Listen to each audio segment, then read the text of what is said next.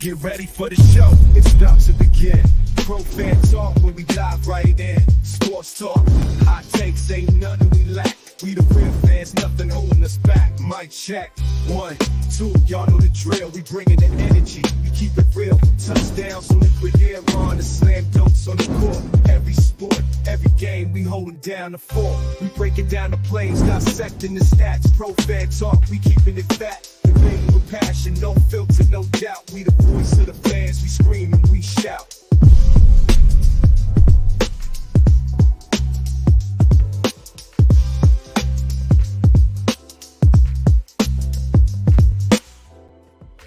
What's going on, folks? We are back again. A lot of stuff going on in the W, man. Washington is in Indiana. You had Cameron Brink going down last night. Connecticut continued to show why they are the best team in the league right now. New York is a close second, although they fell last night to Phoenix in a good game. But yeah, man, a lot of stuff going on. Glad to see everybody in the chat bright and early. Kevin, you were first out the limo, man. You might have to get a wrench for that, bro. I appreciate that. Cheryl Smith, as usual, I appreciate you. Danielle Berry, Sports Highlights. Happy Wednesday, everybody. So we're going on. Get it started. They running through the ads and stuff right now. And then they'll be on and popping in a minute, man. But it has been a very busy news cycle, man. It's funny because I am struggling. It's been so much information and so much content I've been doing about the WNBA that I've really been lax on the Eagles stuff. I did an Eagles video last night. I ain't even published it yet. Just did some stuff on Jalen Hurts and put it out. But I ain't even uploaded it yet. So at least I got it done. But it's always something going on, man. Who was that? Is that Samuelson that was walking with the kid? So, but yeah, we'll talk about that. We'll talk about Cameron Brink a little bit more in the post game. Soon as I get it, I always schedule my post games at 9 for a 7 o'clock game, and but they usually end around 8:30, 8:45, somewhere around there. So as soon as this game is over, we'll go straight to post game. So stay tuned and tell your friends to jump in the live chat so we can keep these opinions going, man. And Cameron Brink was in the news. Connecticut being the best team, not Las Vegas. Las Vegas has got some chinks in the armor.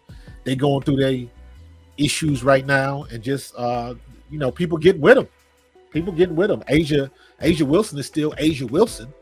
Don't get that twisted. But teams have been finding a way to win against them. But it is still early. You still got this break. this Olympic break.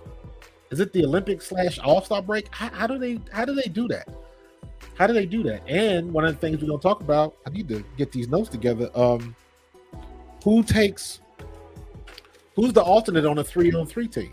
You got Cameron Brink, Haley Van Lith. I'm not even sure who the third person is.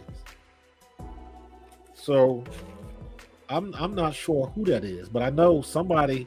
I know I saw the report that said that she walked out without a leg brace or anything, but that don't mean nothing. That means absolutely nothing. So, and I saw what happened, and I was like, listen, man, when you get an injury like that and nobody really touches you, that's bad for business, man. That's like, shoot. That's like Aaron Rodgers, Odell Beckham Jr., Joey Burrow, just stuff happening and didn't nobody really do anything. So we'll see. Let me see what we looking at. Let's get my interface. Let's see if they're ready for the game. And we can get it on and popping. And let me see. Fever. Yo, my stats is looking tight right now, man. 32-72. YouTube. Got 77 on YouTube, 32 on X, and that's going to keep growing, man. So bring all your peoples to the YouTubes because we're going to keep this thing growing, man. That's what I'm talking about, man. So they go Christy Sides. Now, isn't it funny? Now, remember what my logic was when they was talking about getting Christy Sides up out of it, and I was like, hold on. Now, if Kelsey Mitchell and Caitlin Clark make a few more jump shots, this whole conversation is different.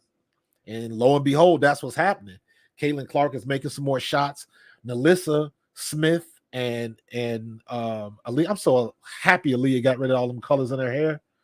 Aaliyah Boston been balling the last couple games, and that makes the difference. The shots in the paint. I still think she needs to make the change and let Kelsey Mitchell bring the ball up and let her run the point.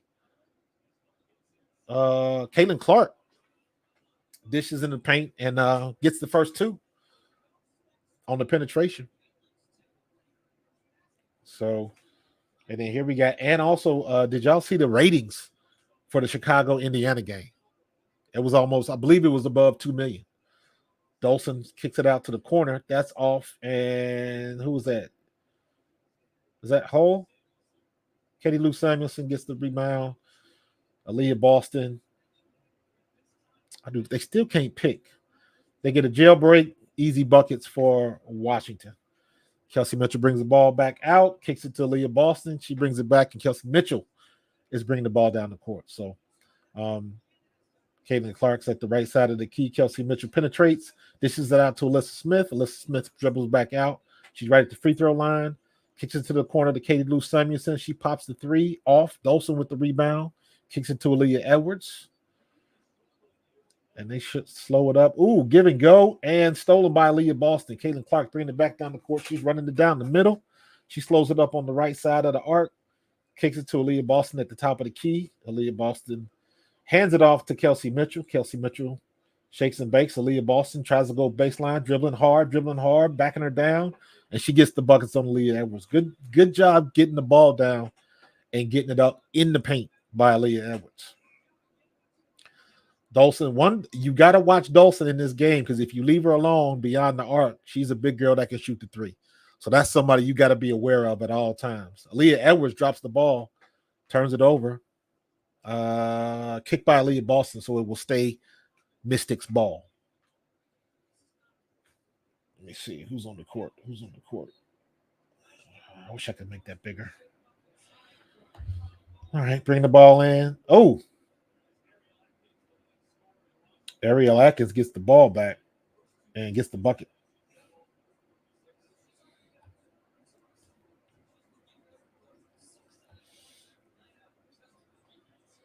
And who was that? Katie Lou Samuelson misses the three. Still a 4-4 game. Dolson's got the ball at the arc. She gives it up. And Dolson has the ball again. They're running out of time. Shot clock under 10. Kelsey Mitchell with the steal. And Washington kicks it out of bounds. Indiana ball. Yeah, Gentorino. She got her hair rebraided and then she just took all the colors out. So it's just straight natural black. I think it looks better like that because those colors were crazy. Alyssa Smith. Ooh, gives her the lane. Alyssa Smith goes up and gets the buckets. Good job by Alyssa Smith. I like the way she plays. Alyssa Smith is underappreciatedly athletic.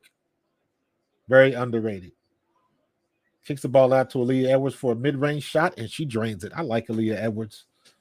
She's not getting enough love because she is on the Mystics, and they haven't won many games. But Aaliyah Edwards has been balling this year.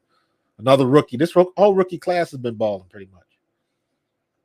Ooh, Alyssa Smith goes by her. Ooh, almost got the one. Could not convert, but she will be on the free throw line. Good athleticism by Alyssa Smith. Good buckets. Good buckets. 0 dark 30. She's serious now. Hey, whatever it takes, man. Whatever you got to do. Whatever you got to do.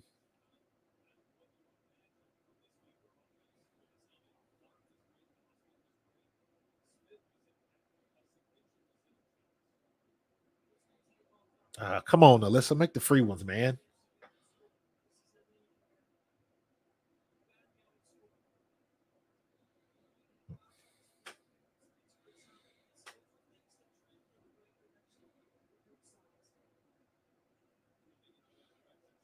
She makes the second one. Van Loo comes down.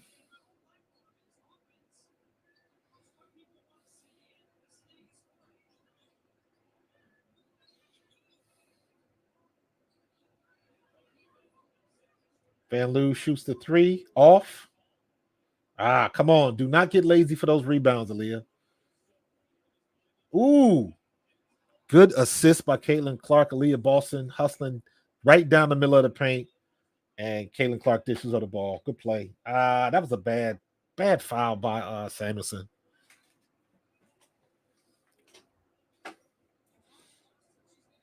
It's possible, Gentorino. They might get 3 in a row. We'll see. We'll see. They got a good start, but way too early. Dolson right there, big girl 31. You got to watch her, man, because she can get hot from deep.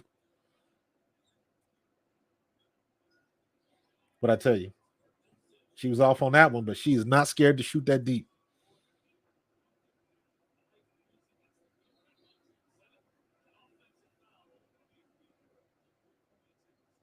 Who's the foul on? Aaliyah Boston, maybe?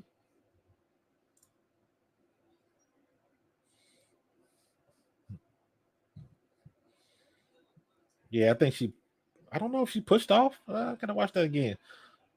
Got a steal. Get the ball to Caitlin Clark. Good pass to Aaliyah Boston.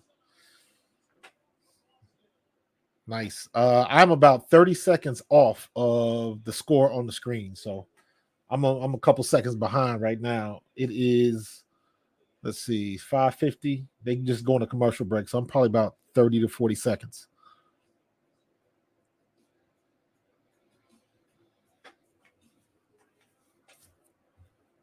Let me see here. So we got any more topics you guys want me to hit in post game? Let me know. Right now,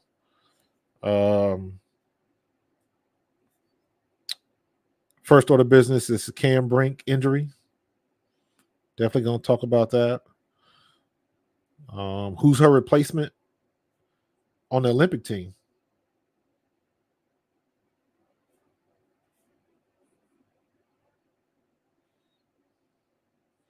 And by the way, I don't want to hear anything else. This is just me personally. Um, like they should stop asking the Olympic team questions about Caitlin Clark not making the team. Like I don't know why they're still doing that, but that makes no sense to me. Why they keep doing that? So, like I know if they're with press, and sometimes you can say that. Sometimes you can request that. You know what I'm saying? So I don't. They got to do a better job of policing that, because at this point it's just annoying. We know why she's not on the team. Do I think she should be on the? Is she good enough to be on the team? No. Do I think she should be on the team so they can continue to grow the game and get this global brand going right before they're about to go into this CBA agreement? Yes. And if this was not a CBA year, no way she should be on the team.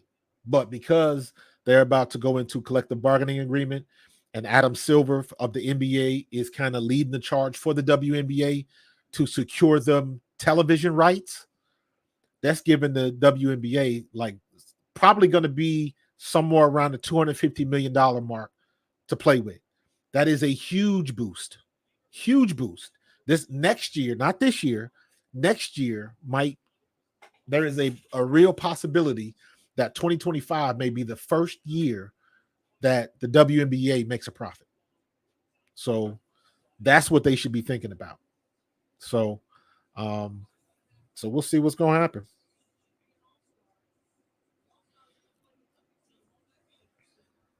So we'll see what's going to happen. Jim, it sounds weird, but and I go back to Jordan came out in 82 from North Carolina, right? And there was a lot of people that watched Jordan, period. Jordan fans, period. Tiger Woods fans, period. Danica Patrick fans, period. But there's a filter down effect that you have to take into consideration. Everybody that started watching Jordan, eventually they started liking somebody else too. Everybody that was watching Danica Patrick, there's a couple other drivers that maybe they started watching too.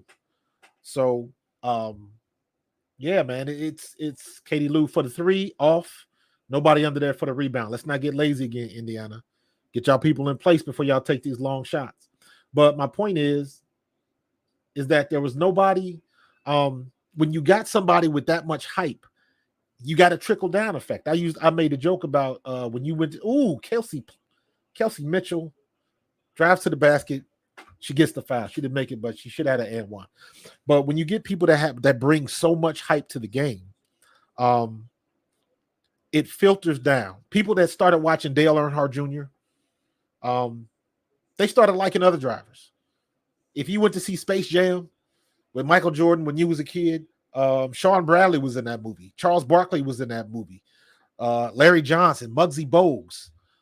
There were other people in that movie. So it's a filter down effect. You guys know my story with Kelsey Mitchell. And then eventually I started watching Sabrina Ionescu when she was in the All-Star game. So stuff like that filters down. So it can't help but get better. So it's not all about just Caitlin Clark. There's some other people that's going to come through there and turn some heads, man. So that's what you want. Oh, get up. That was awkward. That was just a weird body placement. That was a clean look. She just missed a shot. 12-6. That was a late call. Oh, my God. Why you wait till that was Ariel Atkins, and she waited till she went up and then got back to the floor before they blew the whistle. Come on, ref. You got to do better than that, man.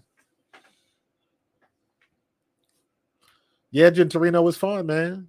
If you got daughters or granddaughters or whatever, something else that they can, do. And let's not forget, man, the WNBA has surpassed what women's soccer did and all of the other women's sports, because women's soccer got popular for a moment and then it kind of died back down. And right now, this looks like this is going to be sustained, in my opinion. It's kind of too early to tell, but like I said before, you look at the people coming out of college next year. You got Paige Beckers, you got Juju Watkins out of USC. That's still 3 years away. You got Hannah Hidalgo and Malaysia Fulwiley and good move by Kelsey Mitchell. And you got some real stars. Lauren Betts coming out of UCLA. So you got some real stars coming out of college in the next couple of years, and people are going to be watching now. And next year, you want to see Caitlin Clark be better. You want to see Angel Reese be better. So people are going to be sticking around and tuning in. And hopefully, good hezzy by Caitlin Clark. Hopefully next year, the WNBA will do a much better job with their media team of really infiltrating and getting looks on. Oh, y'all left the back door wide open. Caitlin Clark, was that your man? Think so. Because the WNBA did a god awful job with their media team this year. They knew who was going to be in the draft. They knew who was going to do it. So, Melissa Smith, good spin move. I like that move, Melissa. You just need a little bit more polish on that, and that's going to be a deadly move. I don't mind you taking that move whatsoever. Some going to fall, some not. Watch Dolson. If you run out of time, they might try to kick it back. Nope. Take the three. Ariel Atkins doesn't get the roll. Caitlin Clark with another rebound. Lexi Hall is on the ground.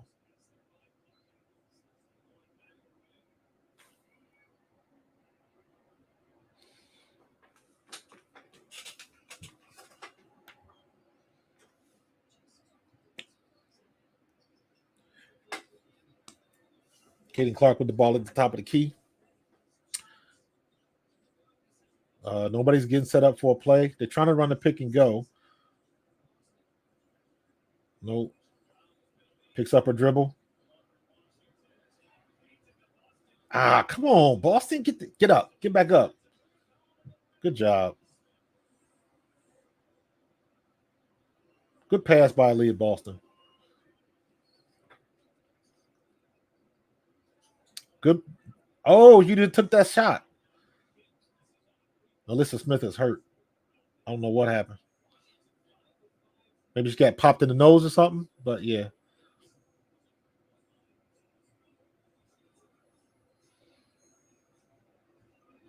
Caitlin Clark, Lexi Hall at the top of the key. She drives. She penetrates. Ooh, good move by Lexi Hall, but she could not convert. She had it. She just too much pepper on the ball. And Ariel Atkins goes right down the center and gets the easy buckets. Somebody gonna have to call a timeout because Melissa Smith is. I don't know what she's doing, but they got to get her out of the game.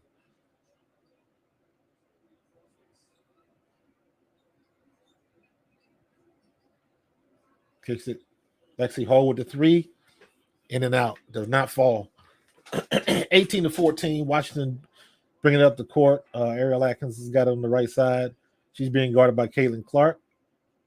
Cuts around the pick by Dolson, and she misses the shot. Kelsey Mitchell out hustles everybody for the rebound. She dribbles to the left side of the court. She stops, going through the legs. She pops the three and nails it. What's up, John Carter?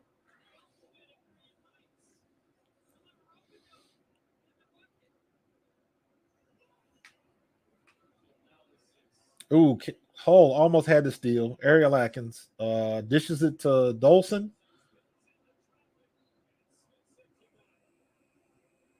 She turns right into traffic and she ends up turning the ball over. Melissa Smith is finally on the bench. Aaliyah Edwards is coming back in the mask. Oh, and Alyssa Smith got the block on it. She's going back to the locker room, so I think she may have got poked in the eye or something.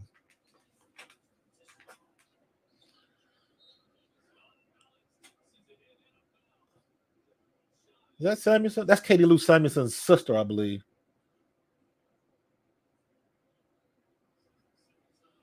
So I think it's Katie Lou Samuelson, and the sister's name is Carly.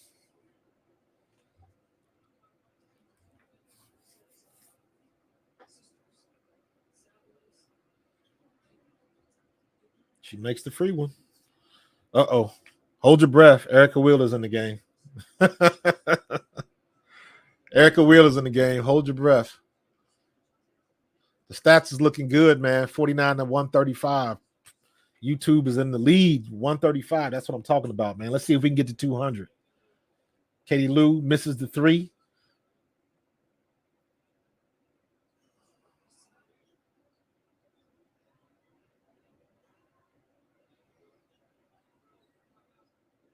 Who's that? Mabry? No. Melbourne. Melbourne dribbling the ball. She's shaking and baking. Oh, that's double dribble right there. No call. End of the first period. Indiana's up 21-17. Wheeler time. Good move by Caitlin Clark, though. But yeah, like I was saying earlier, man, about Christy Sides, very similar. I always like using NFL comparisons, but very similar to what was going on with the Eagles last year. We had the great offense and Jalen Hurts and all of that kind of stuff, and we just shit the bed at the end of the year. Now, is that the coach's fault? Possibly. A little bit more to do with coaching in basketball as opposed to football. Because football, you can have the right play called and one person can ruin it.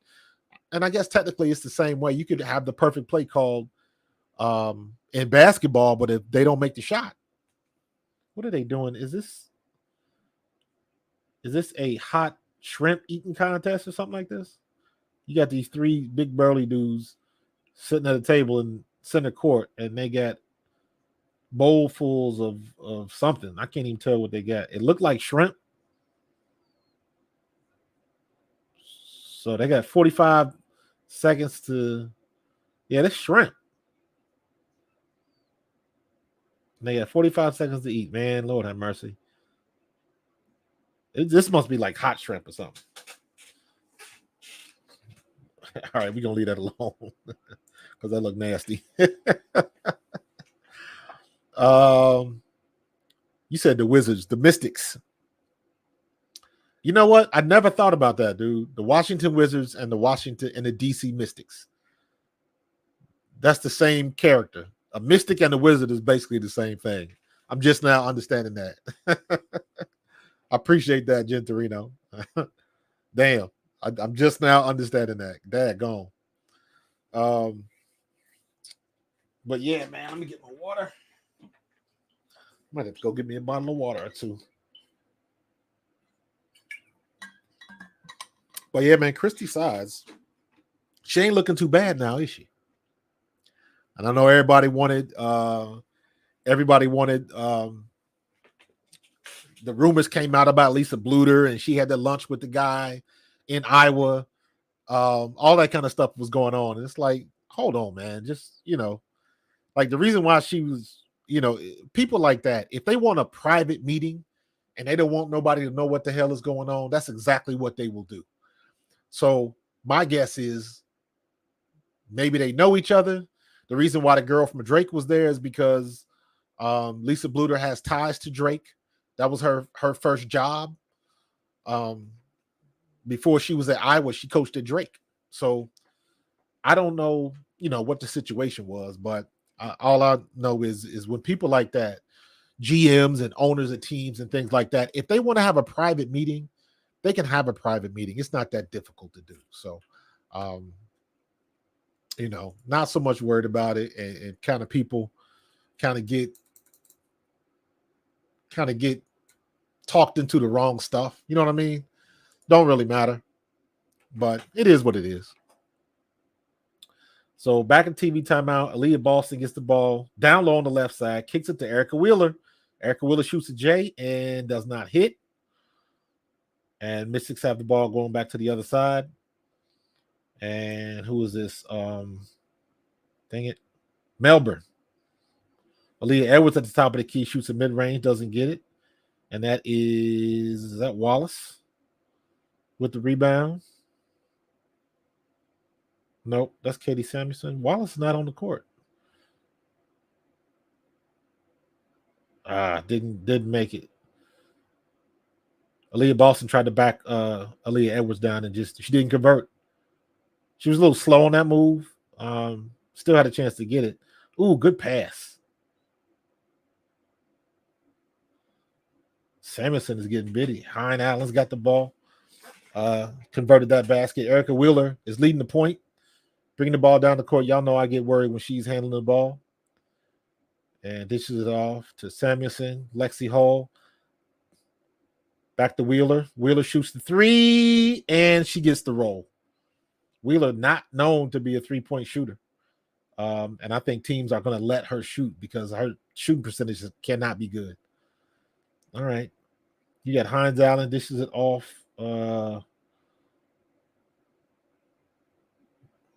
Here's that Samuelson with the three, and she nails it for Washington. Carly Samuelson is keeping them close. 2-point game, 26-24.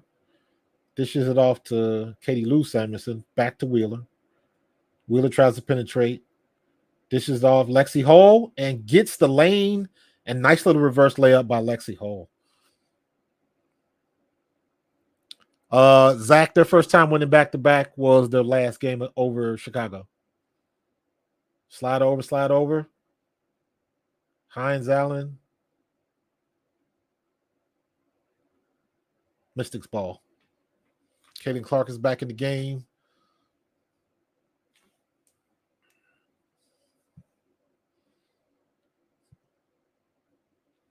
What's up, LeVar? C-Man. Appreciate y'all.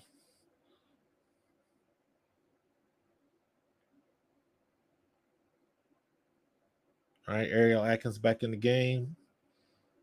Mid-range jump shot and she falls down. Good defense by Nalissa Smith. Good to see her back in the game. Erica Wheeler brings the ball back down on the left side of the court.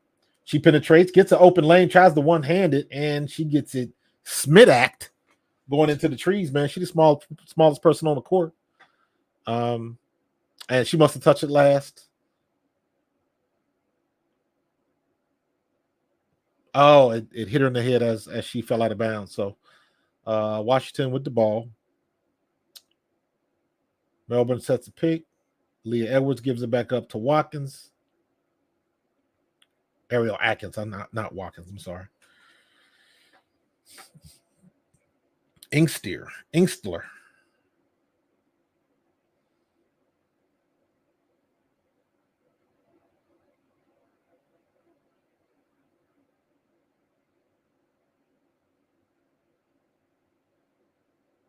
Good jump ball by Nalissa Smith.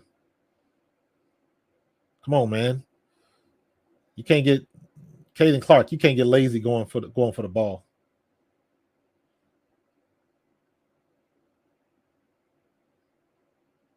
All right, Caden Clark bringing it down the court. Don't get lazy, Katie Lou, with that pick. That was bad. Go ahead, pop the shot, Nalissa. Spin it. Not enough gusto, but she gets the foul. She's on the line shooting too. Emily Inkstler. That sounds like something from the Grinch.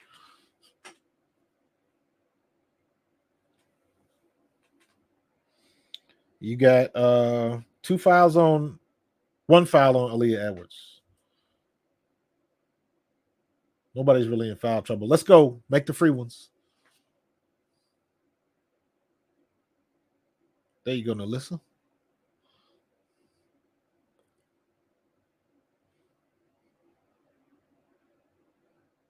Manute Bowl used to shoot.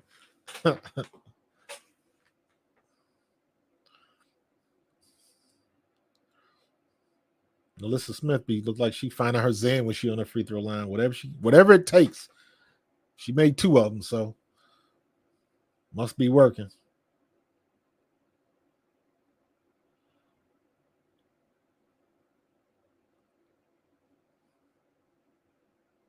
See, I'm not crazy about this lineup.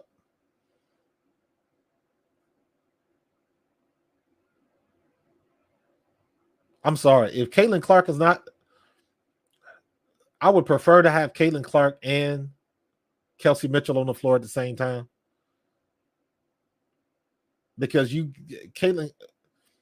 Kelsey Mitchell collapses the defense. Every time she's fast enough so where she can break through the defense and somebody gotta lead a spot to cover her.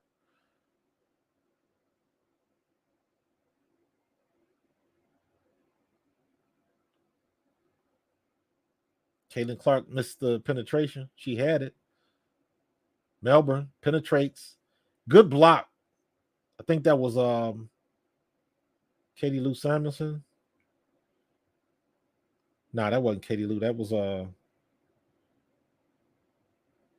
Wallace. Missed another one.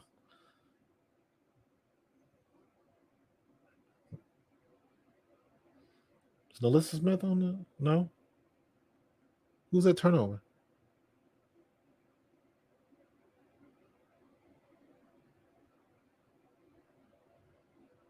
All right, we got 28-26, still a two-possession game. So we'll see. Give me some water. I need me a bottle of water in a minute. Leave this up here. Yeah, Jen Torino, they got to stop Ariel Atkins, and they got to rebound a little bit better. They're getting lazy on the defensive rebounds. So got to see what's going on.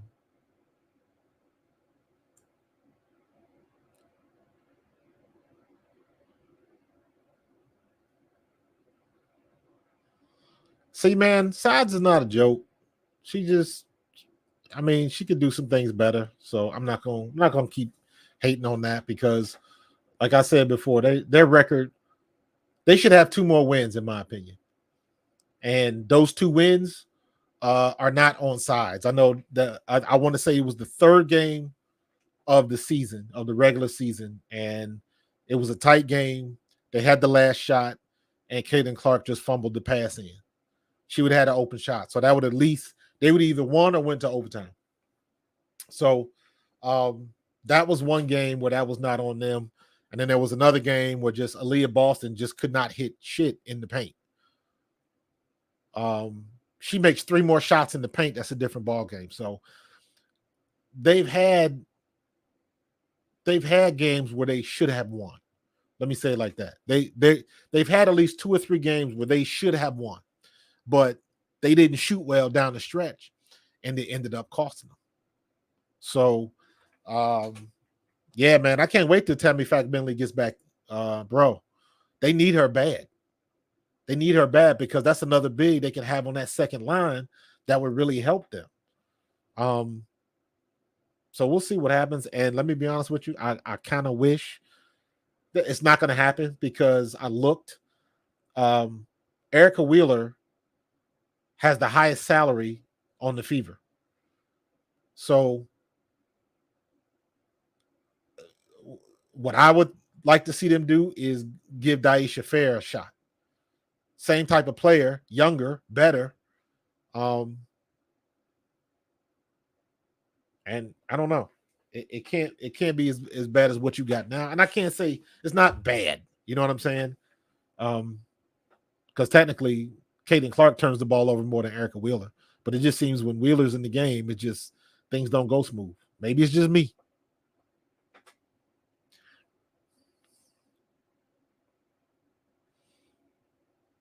Does she?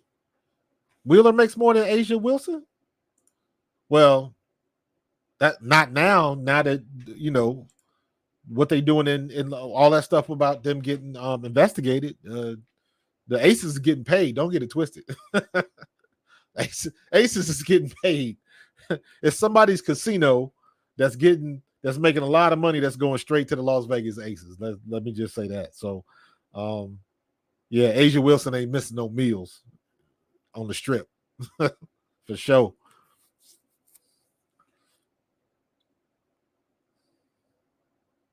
Don't let Dawson get free. Ooh, damn, that was an air ball. She bricked the hell out of that ball.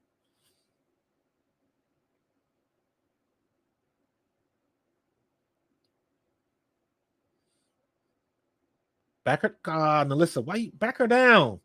She is not as big as you. Set the pick. Nobody up top. Nobody up top. Ran out of time. If you go into the hole with 12 seconds left, take it to the rack. Caitlin Clark had that. She dribbled, and they do that a lot. She dribbles down. She gets to the rim, and then you in the trees. So you got to get a ball up. But that's where she needs a mid-range shot. Take that 10-foot shot where you far enough where can't nobody block you. Because if you go in for the layup, you're gonna get it Smith act.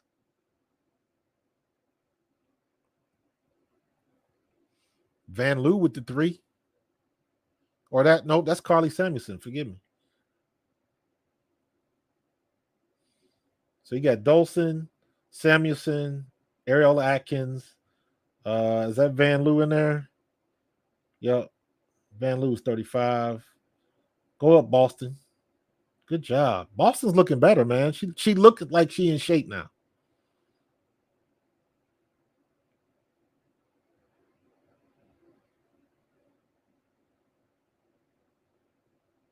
Caitlin Clark, man, be sneaking in there, pulling them rebounds down. She shoots the 3 off. I ain't mad at that shot, but man, set it up a little bit better. Take your time. And that's the difference, man. When she makes those shots, it's a different ball game.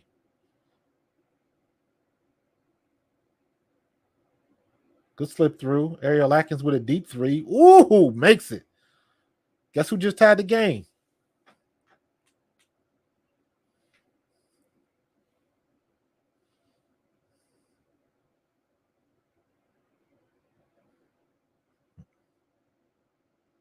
Caitlin Clark with a 3. Nails it. All net. Yeah, see, man, I know Asia don't have that deal. Oh, Caitlin Clark with a steal. Easy buckets. Good play by Caitlin Clark. Caitlin Clark got underrated vision.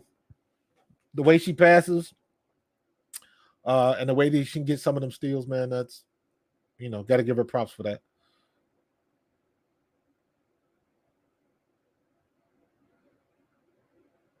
I think that was Samuelson with the foul. Wallace with the foul.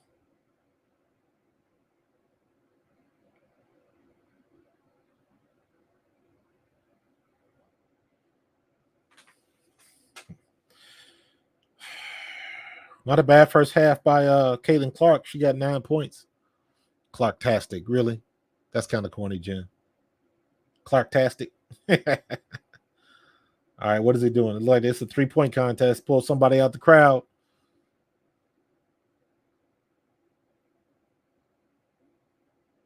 Are these half court? These are half court shots, it looks like.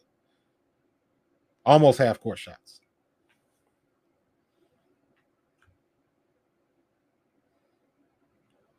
He looked like a high school player. He looking a little too serious. Oh, he bricked it. Come on, man. Don't embarrass. Don't be holding your shot and you ain't made jack yet. There you go. Took him 3 shots to make it, but he must have won a t-shirt or something. Happy he's on TV. In any case. Yeah, the Samuel sisters are pretty good, man. Carly and Katie Lou. Both of them looking pretty good. CC Rookie of the Year. Kevin, right now, I would give it to Angel Reese. Because just as bad as Angel Reese is shooting, and her field goal percentage is not great, and her field goal percentage is not great, and she still is averaging a double-double. That's off the chains to me. But in my opinion, it's between her and Caitlin Clark, really. So I think Rickea Jackson should get some pub for what she's doing, but Rickea Jackson don't take enough shots, in my opinion. And so right now it's between Caitlin and Angel Reese. I don't think Kate Martin is in the category. Cameron Brink would have been in the category because she was blocking shots. I believe she was top 4 in the league in blocks. So for her to just be that defensive presence, her and Angel Reese, because Angel Reese is pulling down every rebound she can get. But she gets a lot of putbacks. But I'm not mad at that. That's the way it go. So right now, in my opinion, it's between Caitlin Clark and Angel Reese. because Caitlin Clark will have a game and she'll drop 22 points, and then she'll have another game where she drops 3 or 7 or something like that. She'll have a mediocre game or below average game. But the way she's been passing the ball, if she keeps going the way she's going, she could end up averaging a double-double with points and assists. So it's going back and forth a little bit. And damn it, Dolson, they left her alone. That big girl gets behind that arc, she can hit that 3. Do not sleep on her. Dolson can burn you. Now they've kept Aaliyah Edwards quiet. Aaliyah Boston and Dolson kind of battling, arm fighting down there. Okay, I see you, Aaliyah. Establish your shot. Ariel Atkins kicks it to Katie Lou. Back to Dolson. Back to Ariel Atkins. She takes a deep 3 and doesn't get the roll. Caitlin Clark with the rebound. She's bringing it up the court. She's going to shoot it. She dribbles it off her foot. Kicks it to Kelsey Mitchell. Kelsey Mitchell drops back, hits the 3, drains it. Kelsey Mitchell, when she get that open look, she's going to take that shot. A lot of people say Kelsey Mitchell is a ball hog. I don't see it. She ain't doing nothing different than anybody else when they bring the ball down the court. Good pass by Dolson. Great pass by Dolson. Left Carly Samuelson all alone under the basket, and Dolson found her. Great pass. Kelsey Mitchell with the ball again. She penetrates to the left side and goes again, gets her buckets. Kelsey Mitchell's going to do what she got to do. Dolson at the top of the key. Kay Lou with the ball. Back to Dolson. They give her the 3. Nails it again. Y'all better put somebody on her. Y'all better put somebody on her. All she's going to do is keep hitting them 3s. Let's go. Get the ball over the court.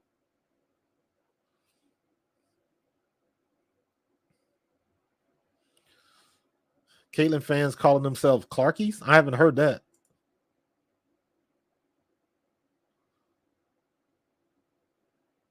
What's up, Marcus E? You spell your name with a K too? I appreciate that, bro. Caitlin fans calling themselves Clarkies to fit the Swiftie sound, but I can't stand Taylor's music for the past 10 years, so I'll go with Caitlin Ader. I like Caitlin Ader too. Yeah, Gentorino, the defense is looking a little suspect the last couple times down the court, so they got to get to it. Leave it in the corner. Man, there they go with that laziness again with the rebounds. Come on, man. And then you give her a second shot and she hits the 3. 1-point game. Alyssa Smith to Kelsey Mitchell. Kelsey Mitchell on the right side of the arc. She's dribbling. She dribbles it back. Oh, you had it. Great pass by. Oh, great pass by Caitlin Clark. Aaliyah Boston was underneath the basket, and she gets the foul on Dolson. Dolson kind of smacked it. They're getting lazy under the basket, man. Their defensive rebounds need work. Defensive rebounds need work.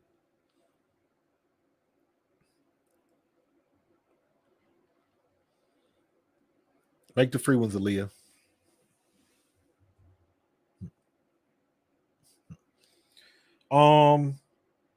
Melissa Smith has got 11 points. Aaliyah Boston's got 9. Kelsey Mitchell's got 11.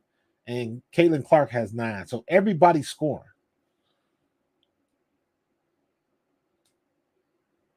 Wallace is back in the game, but they need to go back and get Katie Lou Samuelson. She's putting points on the board.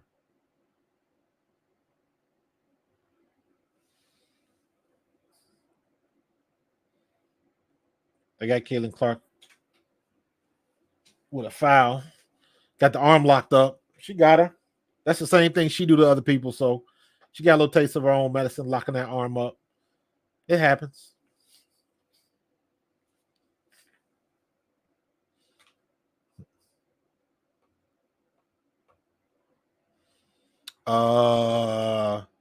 Dude, listen. That's one of Aaliyah Boston's kryptonites. And you guys have heard me say that. She's not a strong rebounder. Aaliyah Edwards with a fadeaway and doesn't get it. Like, she gets rebounds like that. Like, when the ball bounces and she happens to be there. like I want her to go up and snatch a rebound down. That's what I want to see from Aaliyah Boston, but she just doesn't do that. Now, Nalissa Smith will snatch a rebound down. So, yeah. Caitlin Clark gets those hustle rebounds, man. It don't matter what size you are. Caitlin Clark gets those hustle rebounds. She hustles over there and gets to the right place for the right time. Listen, for the same reason that I talk about Angel Reese getting the rebounds that she does. She outworks people down low. Angel Reese is not the best shooter. She doesn't have a mid-range game. Everything is on the blocks, and she just makes the most of the opportunities she gets. That's it. She outworks everybody. I said Angel Reese will be the Dennis Rodman or whoever's good at rebounding. Dennis Rodman is my comp because Dennis Rodman was not the biggest guy on the court, but he would just outwork everybody, and that's what Angel Reese is doing. And conversely, when you're looking at Indiana, Caitlin Clark is getting a lot of hustle rebounds. They see where the ball is going to bounce, she'll hustle over there and go get it.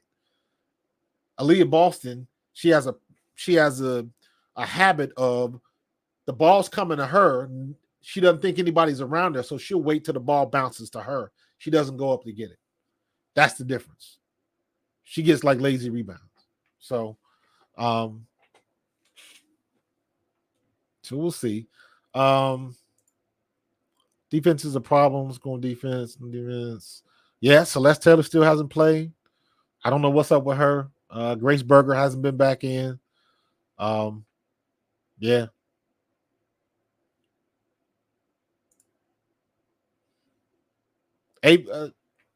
Listen, John. I've been beating that horse for a while when it comes to Aaliyah Boston. She should be better. She should definitely be better at her size at 6'5". She should definitely be better. 6'5" and a 1-inch vert. Big girl's disease, man. Y'all know how I feel about it. She got big girl's disease. Always been the biggest girl in the class, so she didn't have to jump.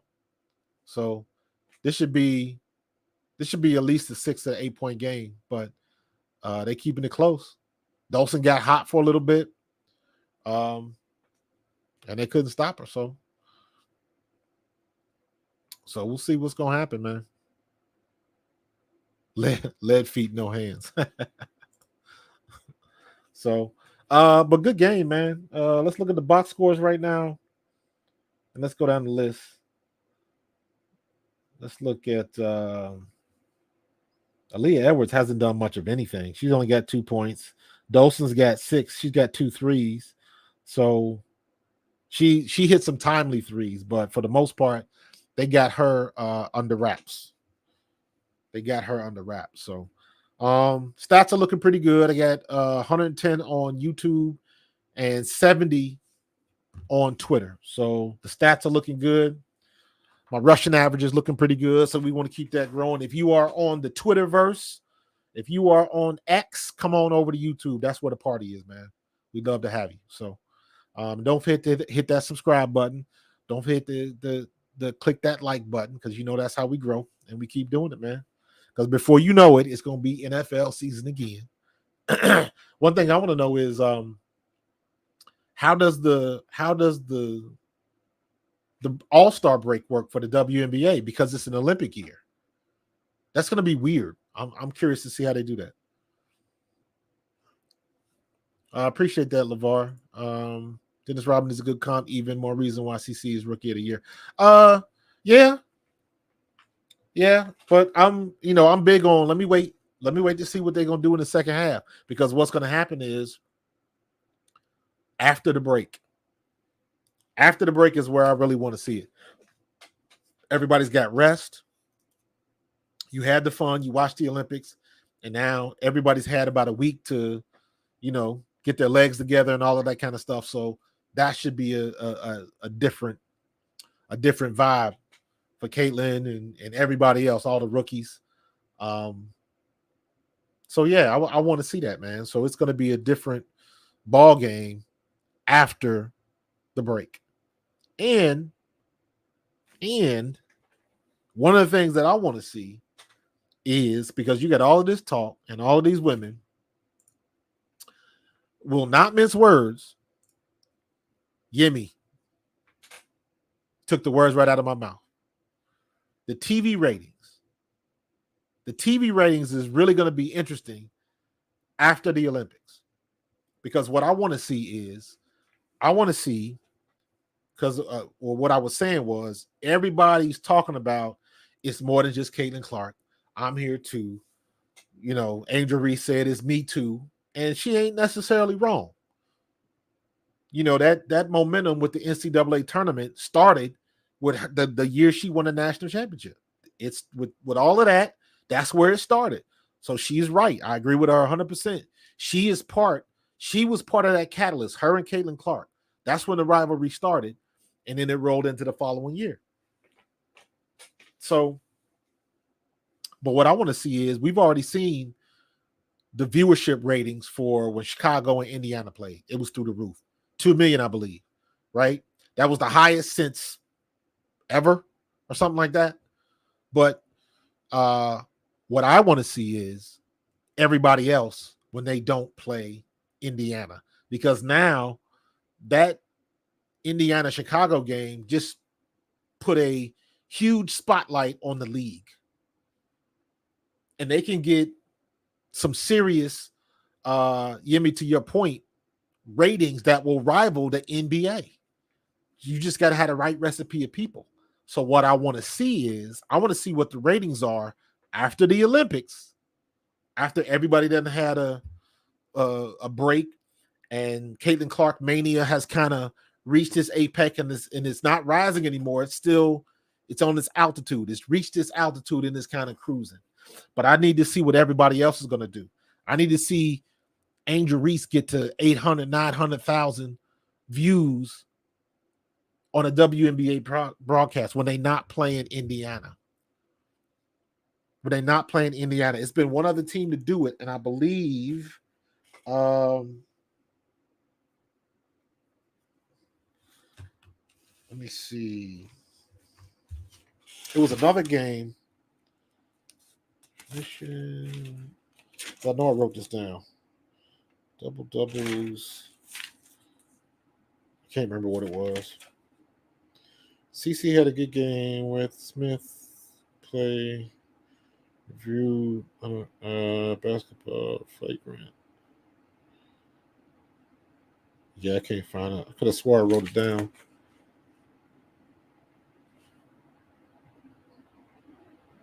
Because it was a specific date. I think I wrote the date down. And I can't find that in my notes. Yeah, I can't find it. But I believe it was a New York game. It was a New York game, and they reached 1 million views. And that's the only other game that has reached that. Every other game, whoever the team is, it's versus Indiana. So you already know. Anybody want to deny the fact that it's Caitlin Clark driving this car, they just don't want to look at the facts. And the reason why they can say it's a lot of other people too, but here's where it's important. Because when Adam Silver helps secure these media rights and the broadcasting rights, which is what's going to make the WNBA all of this money, if those broadcasters say, hey, we need at least 10 games with Caitlin Clark, guess what's going to happen? They're going to have at least 10 games with Caitlin Clark, because it's whatever they say goes, because they are the ones that are paying the lion's share of the money.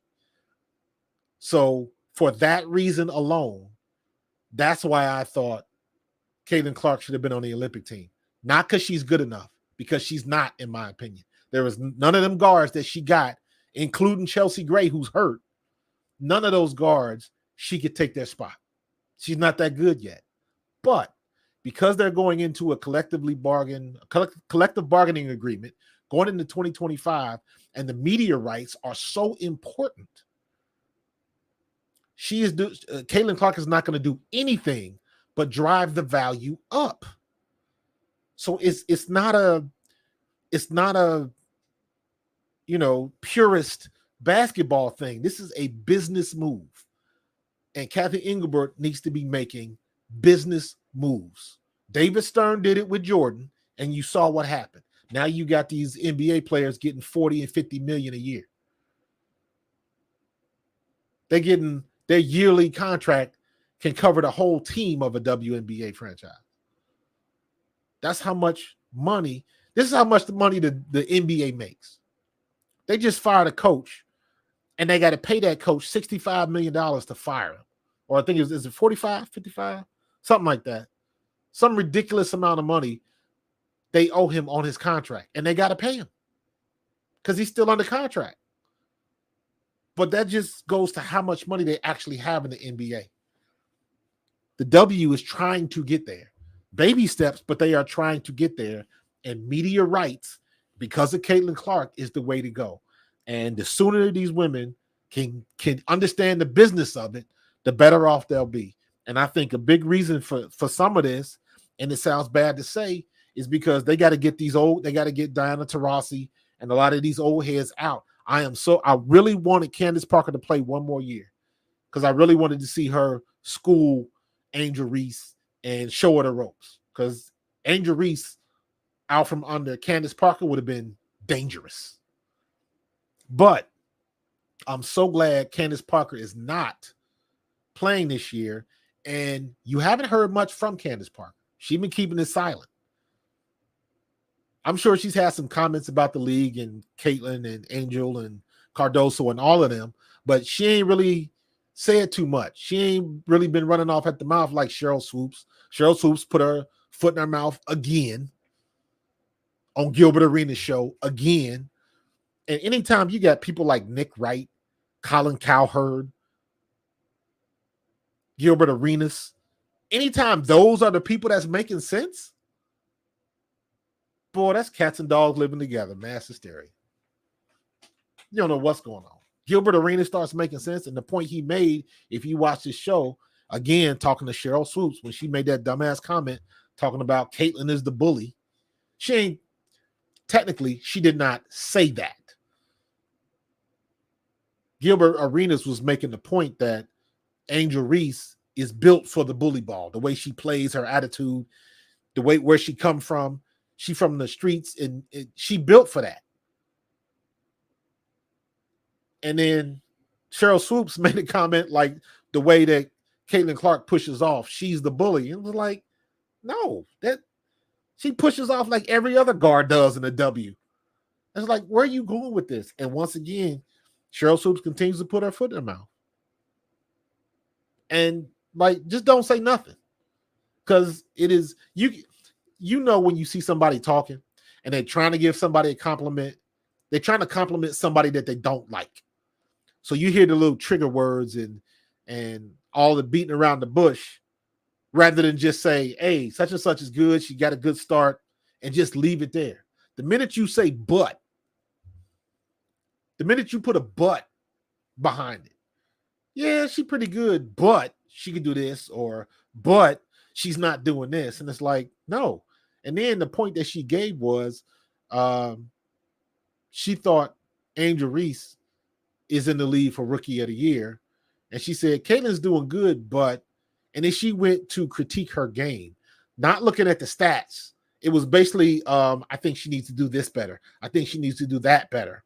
And it's like, what you got to look at her stats, not what you think her game should be.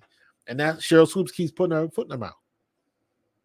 And it's a bad look, because she's supposed to be one of the staple, one of the old heads of the league that helped put it together, and she did. But this is not a good look on her, because it's 2 times that she's been throwing shade, and she didn't have to. If you don't want to talk about it, don't talk about her. Give the stats, be factual, have your notes in front of you, and keep it moving. If you don't want to talk about it, just don't talk about her. But when you say the dumb shit, that's when you lose me. That's when you lose me. By the numbers, it'll be as many CC games as they can have. Yeah, every big number is CC. Yeah, and here's the problem with that, because you're gonna get burnt out on it. Or look at Cameron Brink. What happens if she gets hurt?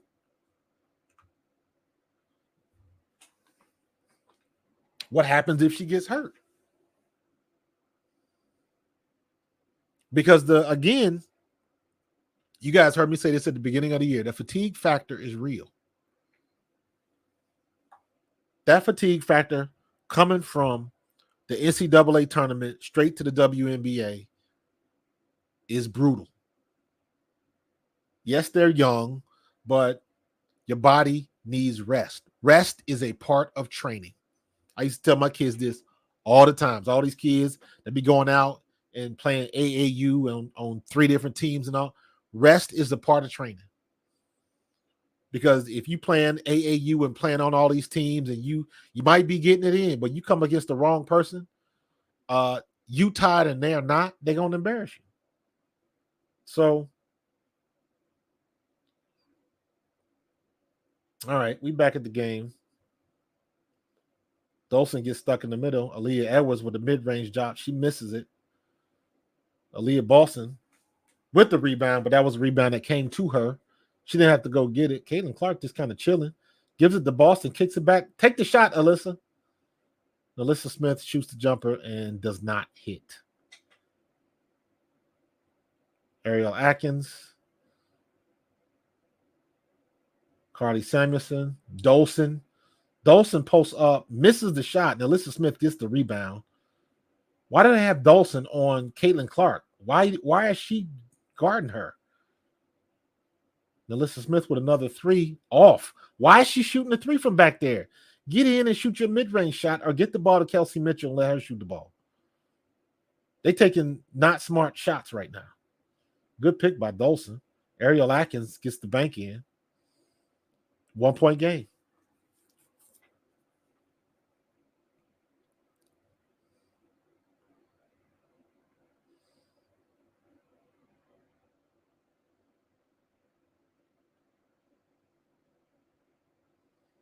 Ooh, lob pass. Nice play. Nice pass by Alyssa Smith and good finish by Aaliyah Boston. All right, she looking like she got them second half legs. So, her and Dolson just kind of land on each other. Alyssa Smith goes up and gets another rebound. Alyssa Smith,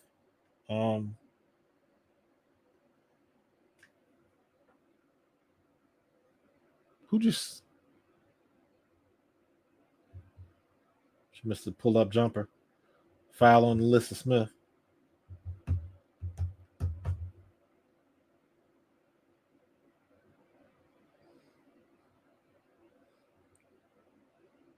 Dolson and Aaliyah Boston are wearing each other out. They are wearing each other out right now.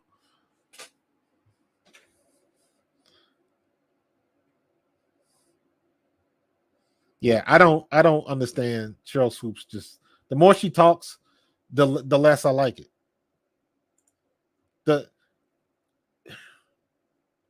It sounds like she is trying to come up with stuff to say to be relevant, and she don't have to do that. Just talk about the game, and it's like you ain't got to throw shade. And it sounds like that's literally what it sounds like. What she doing, because you know she can't stand when somebody like Gilbert Arenas is making a valid point. That's the problem. Lord have mercy. Why are they? I can't stand when they dribble in the paint and then dribble out of the paint. Foul on who's that? Van Loo?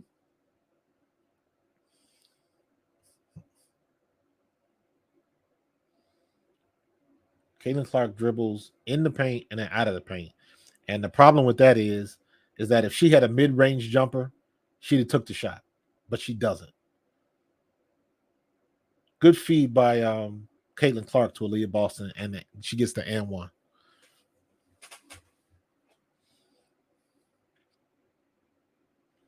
Now, what I will say about Angel Reese, her putbacks are ugly.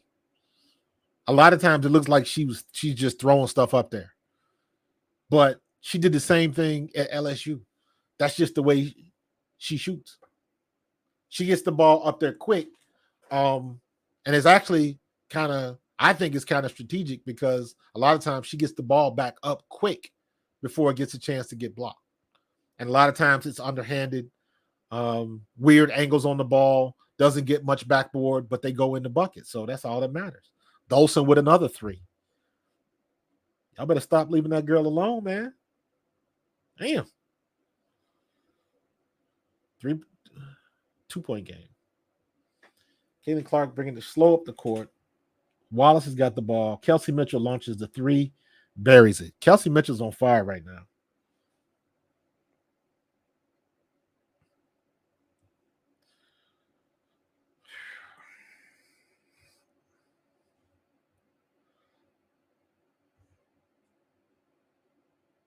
Let me see. Team stats.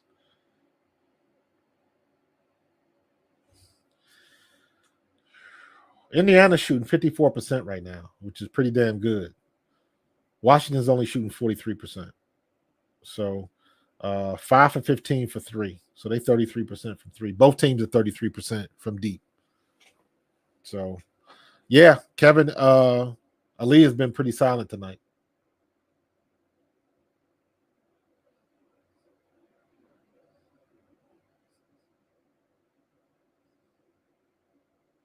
Three-point game, 1 possession.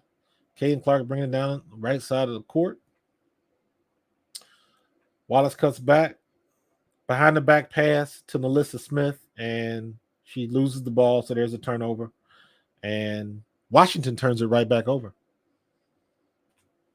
And that's one of those things. That's the biggest gripe with Caitlin Clark. Too many damn turnovers, man. That's only her second turnover, so so far she's been having a good day in that regard. If she can get through to the year and her turnover average is under 4, the whole rookie of the year thing is she should have it locked up. If she keeps these stats up,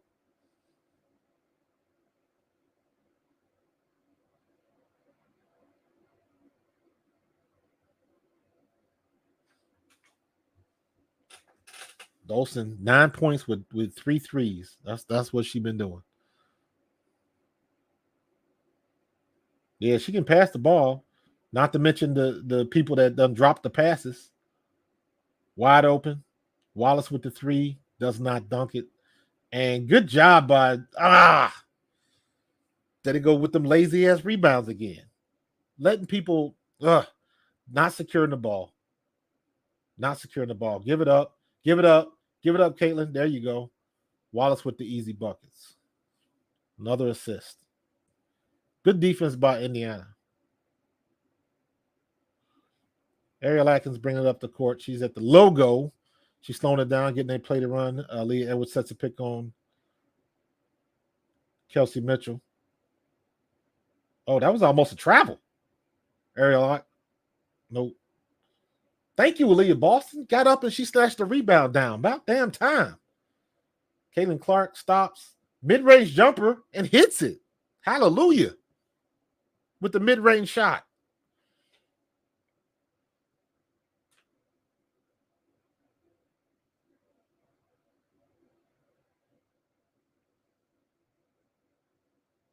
Good pass, good pass. Good that prediction. When Mitchell leaves, Clark will become the devastating player she was in Iowa. I cannot see these two exist on the. I agree, John. I agree, and I'm a Kelsey Mitchell fan. The problem is, if they get rid of Kelsey Mitchell, they got to get somebody else that can dribble like that. Caitlin Clark does not have handles like Kelsey Mitchell, and it's a problem.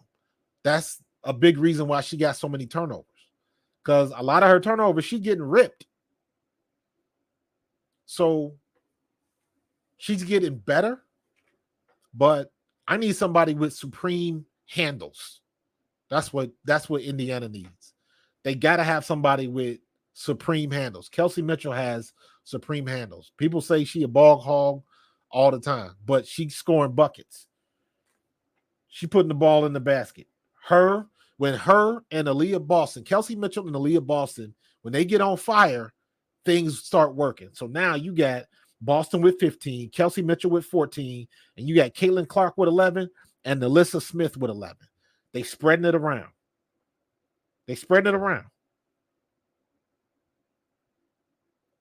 So I like that. I don't want to see him get rid of Kelsey Mitchell, but I agree it's probably going to happen. They just got to bring somebody in that can distribute the ball. They might be better off bringing in somebody like Daisha Fair or somebody like that because they need a supreme ball handler.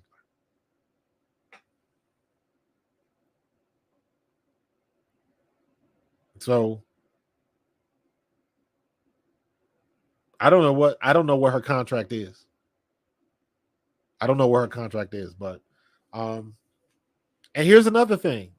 And like people say, that's easy to say that they're gonna get rid of Kelsey Mitchell because they can't. I disagree. They can coexist because they've been coexisting.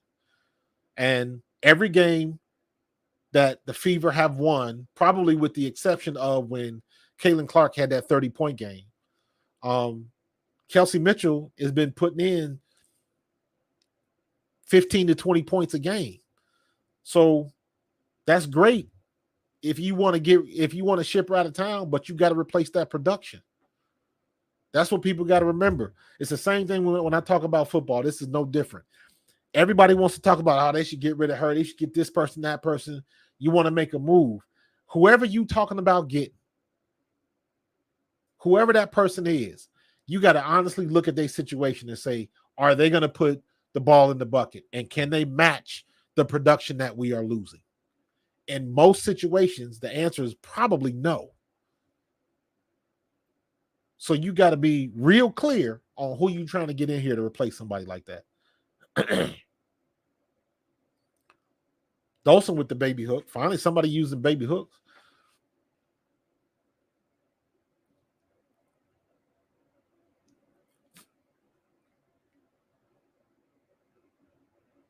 See, whatever play they're running right there, I don't like it because you got too many people in the same spot. You got too many people in the same vicinity. Van Loo got another foul.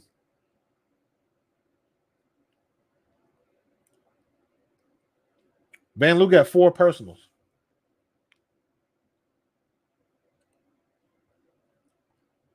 Barely touched her on the hand, but we'll take it. Make the free throws, man. Come on. Wallace.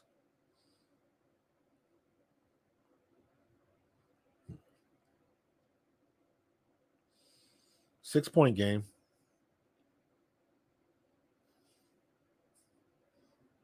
If Indiana keeps going the way they're going, they might have a clean game. And what I mean by clean game is that means they'll win every period, but they did not win the second period. They lost 25-26. Excuse me. Another hustle rebound. Who's the foul on? Foul on Dawson.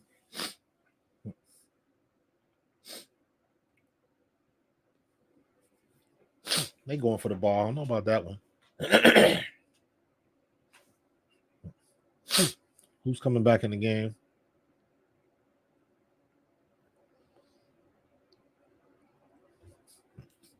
You got Aaliyah Edwards, Dawson, Van Loo, Carly Samuelson, and Ariel Atkins. Who just came in the game? Maisha Hines Allen. There we go. That's updated. What is the Indiana lineup looking like? You got Smith, Boston, Mitchell, Wallace, and Clark.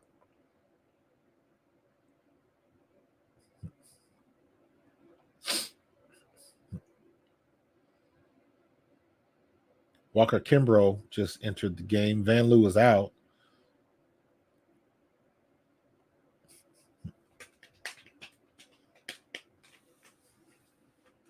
She missed the free throw again. And then she gets the call for the foul. Come on, Wallace. Get Samuelson back in the game.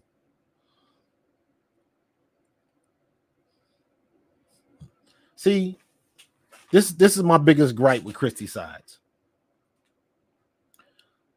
Your Fact Bentley, please get well soon. Please. Oh Lord, Erica Will is coming back in the game. Your lineup's got to be dynamic. Who's the hot hand? And once again, Kelsey Mitchell and Aaliyah Boston should be in the game.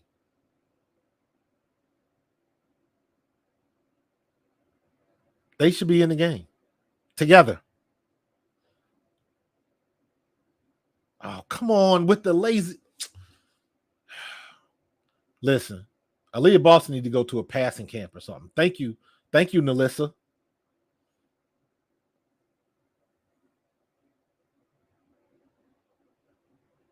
Somebody go up and get a rebound aggressively.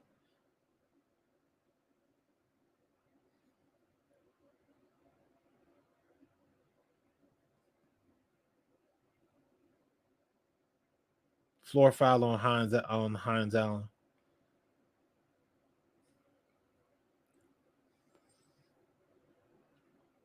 Gentorino, you might be right. It's a sides thing. But like I don't like as a coach, somebody that coached, the one thing I learned very early is know your personnel. And your personnel dictates your lineups. Your personnel dictates the plays that you run, not the other way around. You run the plays that can get the most out of the players you have on the field at any given time. That's how you should run your team, because that means you know exactly everybody that's on the court and what they are good at. If they got one job, give them the one job and run that play where they can do their one job to the best of their ability. It don't matter if you're running a whole bunch of crazy plays and they always get messed up. You got to do what's best for the guys that's on the court or on the field. So, hands up. Good block by Aaliyah Boston on Aaliyah Edwards.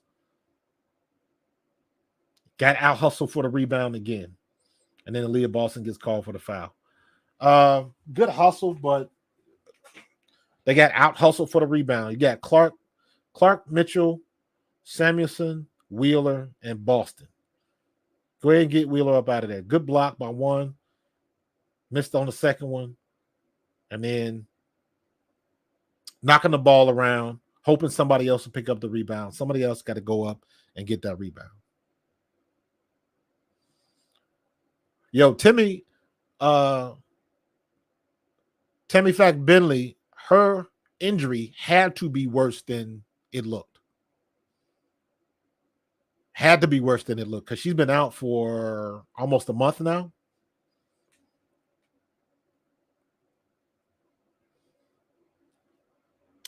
Kimbrough misses the free throw.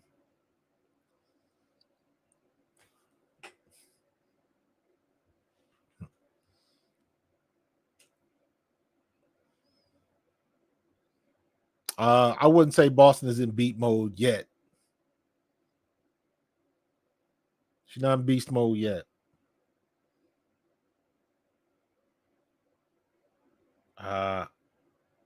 Moving too fast. But you see how Kelsey Mitchell is. Kelsey Mitchell is too fast. There's not too many people that can hang with her off the dribble. That's why I say you need her on the court.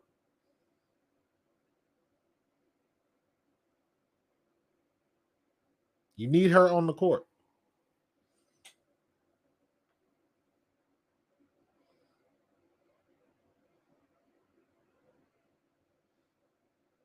Make the free ones. Come on, Kelsey. Yeah, she did, Kevin. She did bail her out.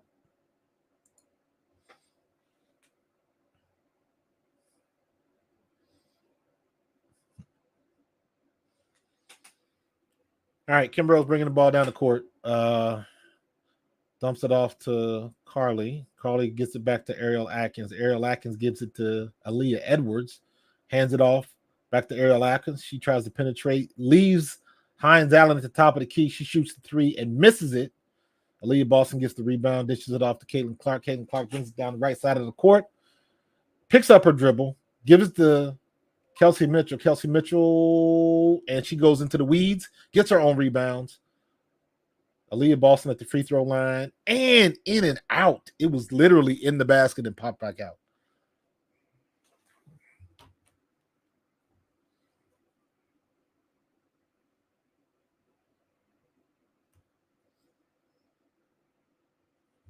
Steal by Caitlin Clark.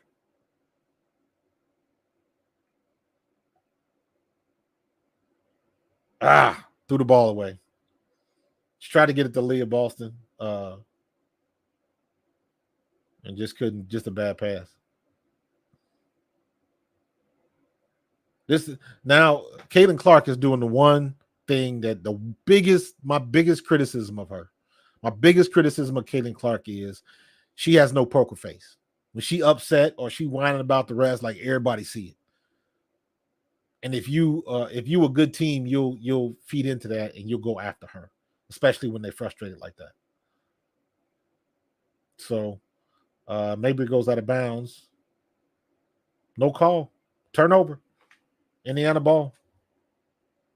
6-point lead. 138 left in the third, or 118 left in the third, based on this. 9-point lead now. Aaliyah Boston with a 3. Damn. Okay. Ariel Atkins pulls up with a jumper. She gets the foul on the line.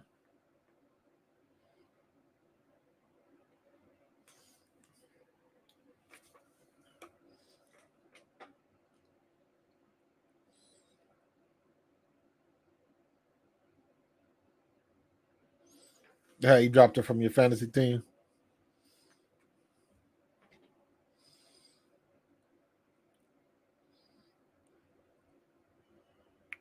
All right, Ariel Atkins makes the first one. Who's this? Is this Van Loo? Who's this? Who's back in the game now? Edwards is out. Who just came in the game? Inkstler. I'm just start calling her the Onceler. That's easier to say than Inkstler. Inkstler. Onceler. The thorax, the Lorax. I speak for the trees. Caitlin Clark backing them down. She getting trapped. Somebody got to help. She gets the foul. When she gets herself into trouble like that, that's, again, Caitlin Clark can't dribble like that. So when she dribble into the trees, you know, she dribbling into a 6'3" and a 6'4" girl, you got nowhere to go.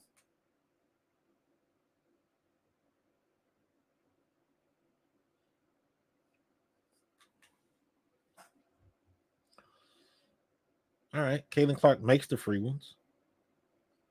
She has she got 12 points on the day.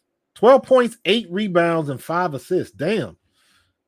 She gonna end up with a double-double before it's all said and done with the points and the rebounds. Shit. She out hustling everybody for rebounds.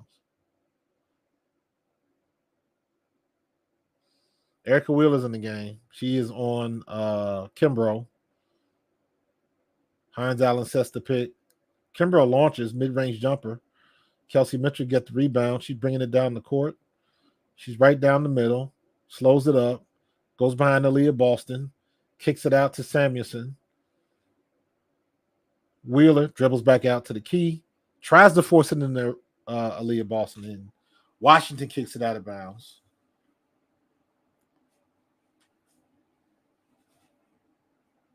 Inkstler is on Katie Lou Samuelson. Trying to bring the ball in court. They get it to Erica Wheeler. Hands it back off to Caitlin Clark. Caitlin Clark picks up her dribble. Gives it to Leah Boston. She's at the very top of the key and can't do nothing with that. Kelsey Mitchell with a 3 off. All of that for nothing. 9-point lead. They got to try to extend this lead.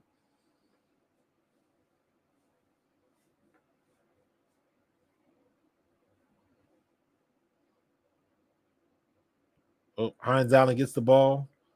Kick ball. Turnover. Melbourne got stuck a little bit. Clark reminds you of female Russell Westbrook. Okay.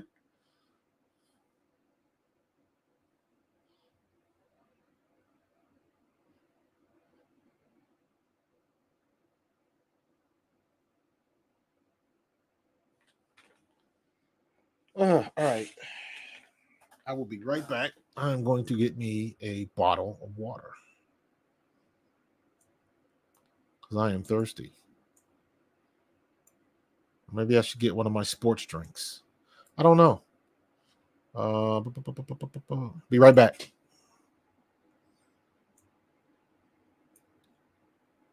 Is this the ad? Oh, that is the ad blocker. Nah, we're not gonna do that. Get that back down there. Scoreboard.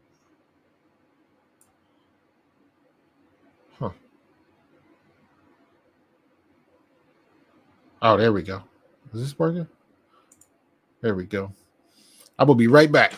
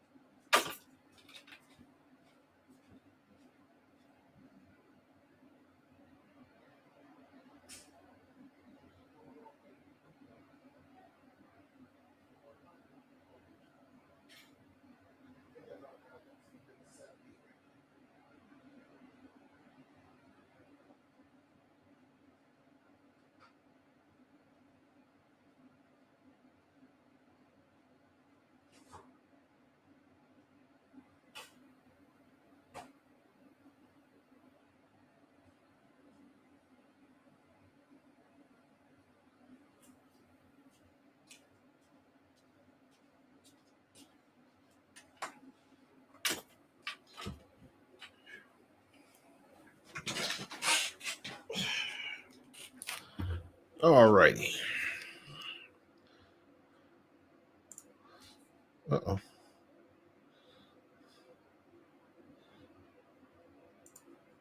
There we go.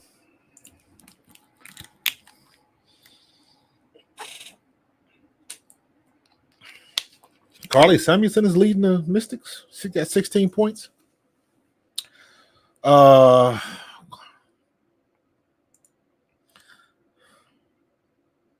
Yeah, Kevin, I agree with you. She a little tight with the assists, but she got what? How many assists she got?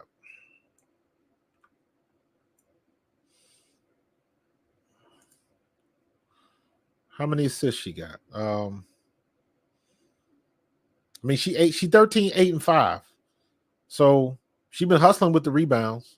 She get these last 2 rebounds. She got 9 minutes to get 2 rebounds. So it's possible. Bad pass by Caitlin Clark. Gets it stolen. Coming back down the court. And she gets no. And I thought she got the and one, but not quite.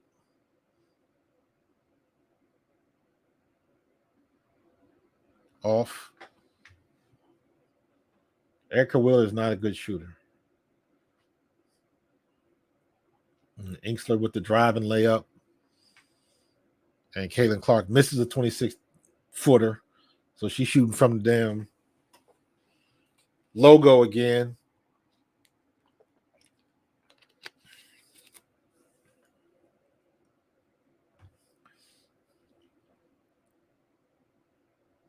She's coming off. She had a good look, but she fading left and right. Good rebound by Samuelson. Go, Aaliyah. Go up now. Good putback. I think Dolson got kind of pissed off at her. She tried to like throw the ball at her or something. Like, what was that? All right, let's see if they can get this 10-point lead. See if they can get a double-digit lead. Dolson with the 3. Erica Wheeler with a rebound. She stops the dribble.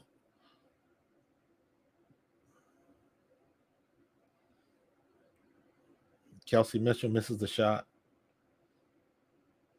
Ariel Atkins brings the ball down the court. I'm off too. Good Lord, I'm like 20 seconds off.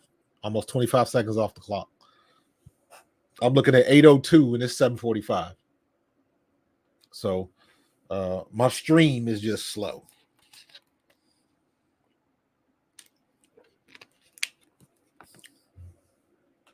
I wish I could project from my iPad to my computer, but because I got a PC, I can't do that. Did they just turn the ball over? Indiana just turned the ball over again. 5-point game.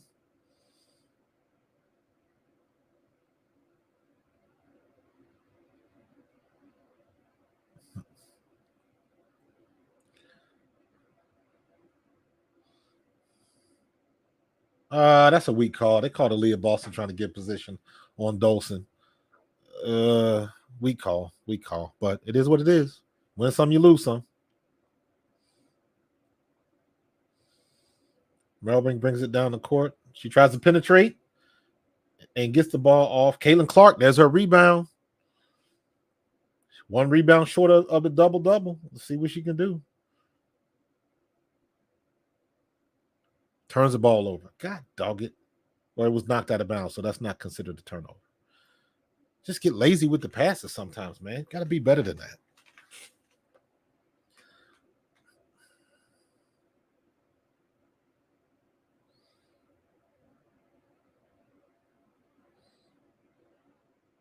They're going to let Wheeler have the ball up top.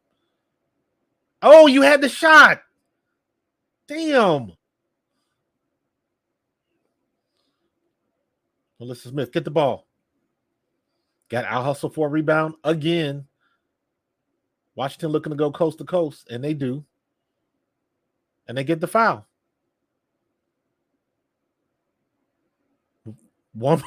2-point game. They were just up to a 9-point lead, and they just, I don't know what they're doing.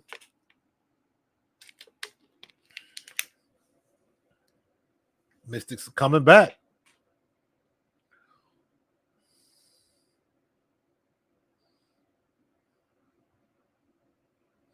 Two-point game.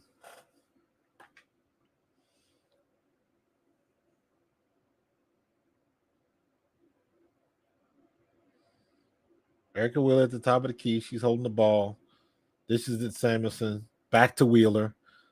Wheeler's dribbling on and she hits the shot with a mid-range shot. Good shot by Wheeler on Melbourne. Melbourne brings the ball down the court. She stops at the top. Gets it to Dolson. Dolson and Alyssa Smith jockeying for position. Back to Samuelson. Ariel Atkins. And gets it knocked away. Was that a steal by Clark? Yeah. Caitlin Clark with another steal. Kelsey Mitchell blows by and gets the bucket. Now's where Kelsey Mitchell can take over because you got some people. Dolson's in foul trouble, but you want to penetrate so you can get to the line and get the buckets and get to the free throw line. So now they need somebody like Kelsey Mitchell.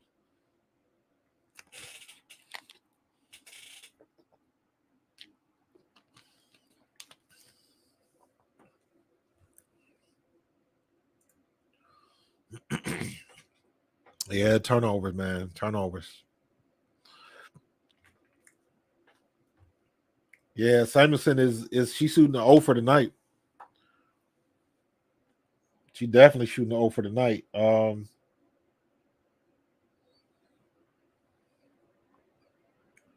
Yeah, the bench has not been very good. Wheeler's been the best off the bench, really.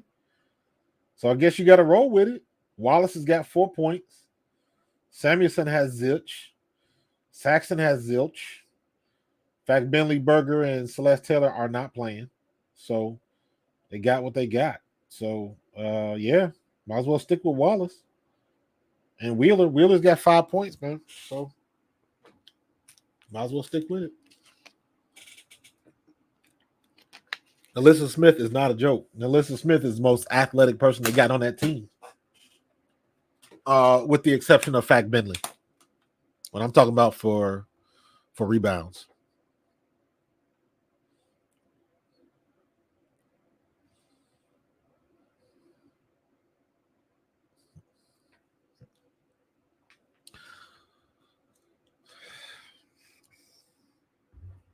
Plus, Alyssa Smith, she got lost my thing.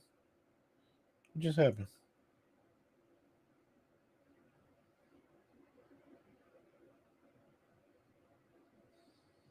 There we go. Alyssa Smith has got 11 points. She 11-6. So she 11-6. Kelsey Mitchell is 17-3. Caitlin Clark is 13-9. She need 1 rebound for her double-double. Samuelson doesn't have anything. Erica Wheeler is 5-1-2. But yeah, Kelsey, Caitlin Clark needs one rebound to get her double. So she should be able to do that.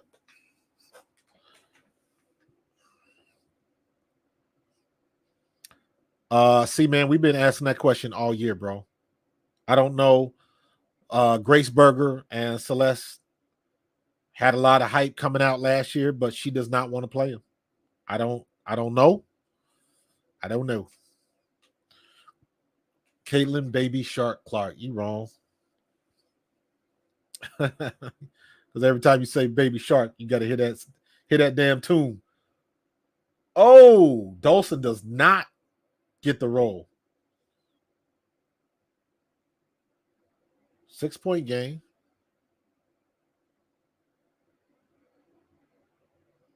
Erica Wheeler shooting again. Yeah. Aaliyah Boston need to go to a passing camp so she can catch the ball better.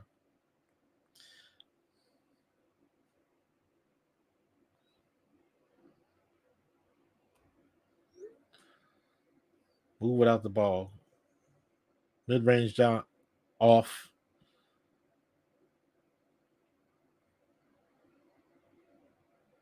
Y'all got to set up a shot for somebody other than Erica Wheeler. Ariel Atkins just took Erica Wheeler to school. Did she get the charge? Okay, Ariel Atkins turned it over. I thought that was definitely going to get the foul because Erica Wheeler, she did not have her feet set. How was that a charge? Like, keeping it 100, how was that a charge? The girl's feet was in the air. She was not set whatsoever. She didn't lean into her. At least it didn't look like to me. Caitlin Clark with an open three, and she nails it.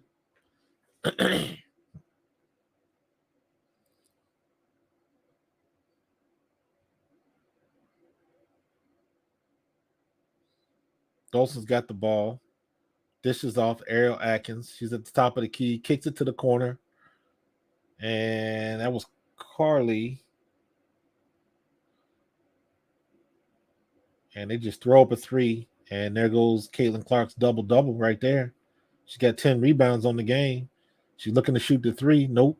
Whenever she dribbles behind the back, she's looking to get that three. She's trying to create space. So Aaliyah Boston comes all the way up. Good pass by Caitlin Clark, and Aaliyah Boston just snuffed it. I thought that was a good pass. Hits her in the hands. You're supposed to catch that. Good pick and roll.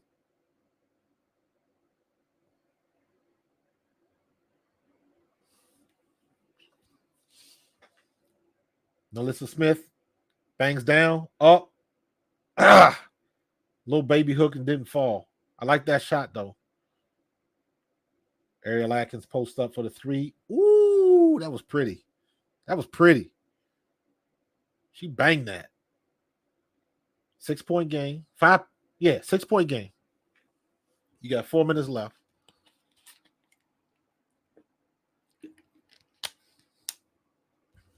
Kelsey Mitchell fires a three, nails it. Y'all can say they can't coexist all you want. All I know is when Kelsey Mitchell is hot and Caitlin Clark is hot, things happen. That's all I'm saying. That's all I'm saying. Ooh, she got that Smith act. Quit bitching. It's not a foul. Let's go. Let's go. Let's go. Get into the play. Put your hands down and let's go. She smacked you. Yeah, that was a foul, though. They didn't call it. They damn sure didn't call it, but she got her. And that's the problem. That's a ref problem. That's bad officiating because that was. I don't know how they didn't call that. So I don't get it. Erica Wheeler having a decent game today. 11-point lead. There we go. Oh, I thought Kelsey Mitchell was going to steal that. Ariel Atkins. Ooh. That was a pretty play right there for Errol Atkins. Good Lord.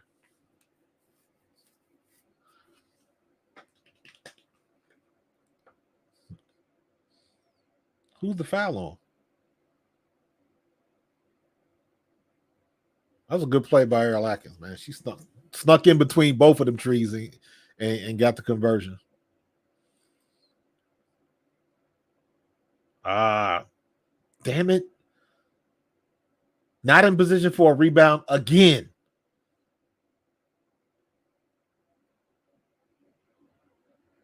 Yep, good call. Now, here's my problem with that. How you going to call a foul on Aaliyah Boston, but didn't call a foul on Dolson down on the other end of the court? That was the same play. What's up, El Professor? What's going on, bro? This is what I'm saying with the inconsistency with the refs and all of this nonsense about Caitlin Clark being targeted and all of that kind of shit. You would not have this conversations if the refs would blow the fucking whistle. And they obvious fouls, they swallowing the whistle. And that is what I do not understand. If it's close, okay. Or if it's a tight game and they, they battling and you want to let him go, fine. But don't swallow the whistle on the obvious shit, man. Obvious fouls. And they don't call nothing. Caitlin Clark gets her arm chopped off, no call. Kelsey Plum gets slung down to the court, to the ground the other day, no call. They just let the play. And I was like, what are y'all looking at? What are y'all looking at? I don't get it. I don't get it.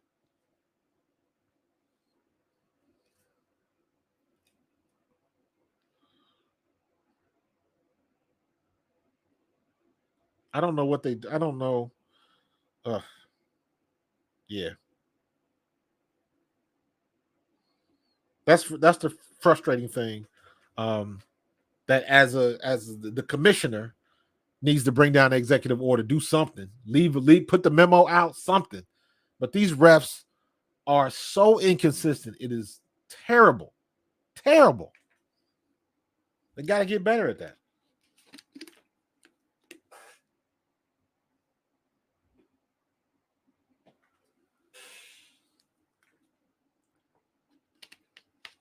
We got just under 3 minutes left. The black chef lady on the TV show The Bear.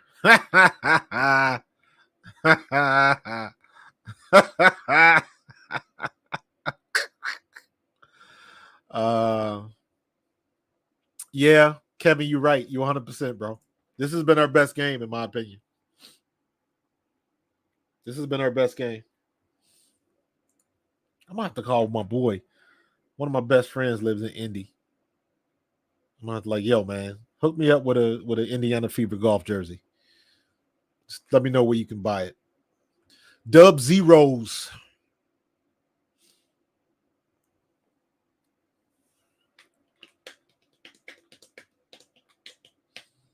She got 16 today, 10 rebounds, 6 assists, and 4 steals.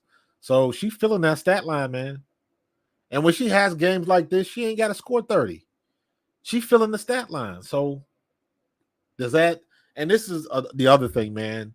ESPN and CBS Sports and all of these people putting out these bullshit lists, top rookies and all that kind of stuff. That makes no sense. That makes no damn sense. The WNBA's MMA. I hope so. Because if they can bring in tickets like the MMA, shoot, they need that check. Yeah, Wheeler's playing a good game tonight. All they got to do is just play smart for these last 3 minutes, and they can walk away with, this would be 4 in a row for them.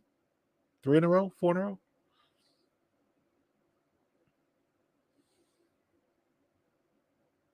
Oh, Erica Wheeler having a day today. Okay. Getting back to all-star form. Man, why y'all leave Dolson alone? Why y'all leave that girl alone in the corner, man? Don't do that.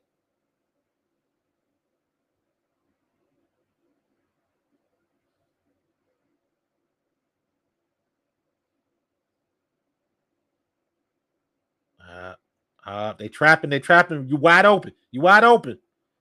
Why would you go to the baseline? You do not want Erica Wheeler shooting the ball. Was that another rebound? How does that work? You know Kelsey Mitchell going to the hole. I told you. You know she going to the hole. Trying to extend the lead. Clock's running down.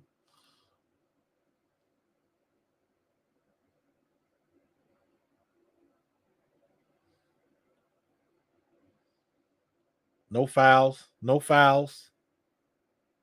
Good job, Nalissa.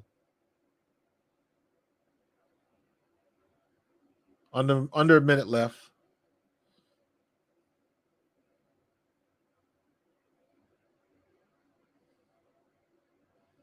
Gentorino, I don't know what the situation is with. Oh, good.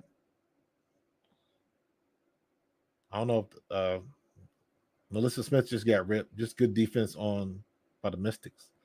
Boy, she shot that from way up there. Get up. She up. Don't get lazy. Don't get lazy, man. Damn, they give Van Loo an open shot and she just hits it. Caitlin, stop bitching and dribble the ball and dribble the timeout so y'all can get this dub and get up out of there.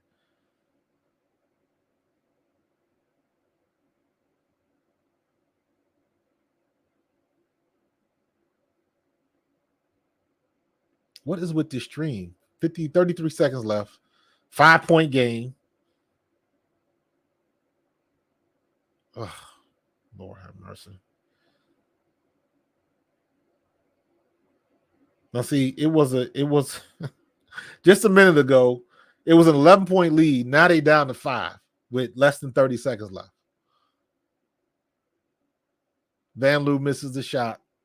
I'm trying to go off the computer because it's faster than my stream because they still on the damn jump ball on my stream.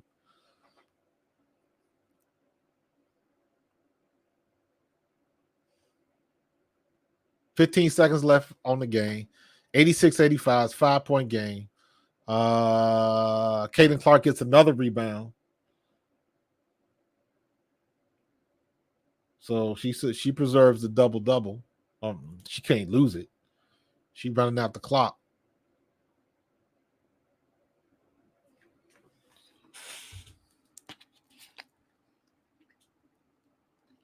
Dub zeros, they getting better, bro. They getting better.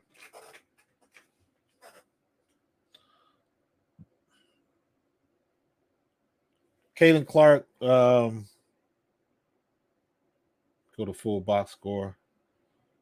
And she had a solid stat line, man. 16 points, 16, 12, and 6 with 4 steals. Now she still has 6 turnovers, though. I don't even see some of those passes, though. Are they considered turnovers? Because I only counted 4 turnovers for her. So they must have counted a couple of those errant passes. So, but you got to get that. You got to get that turnover ratio under 5. But I ain't gonna complain when you got a stat line like this.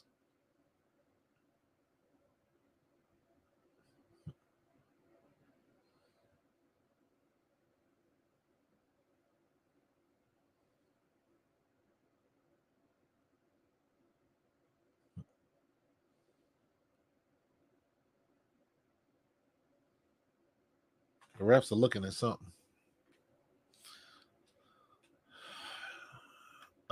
Probably not.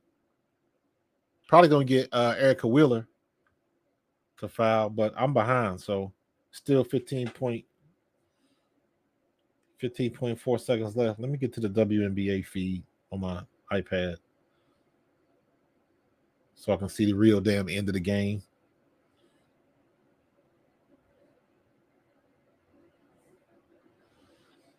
Oh, this is not even. This is on. Well, wait a minute. How they gonna do? How can I get this on my computer, but I can't get it on the iPad because they say this is on NBA TV. This is weird. See, yeah, no, we're not doing that.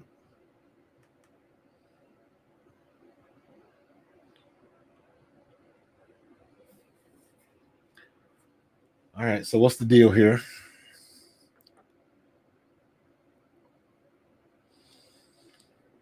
Still 5-point game. You got 15 seconds left on the clock.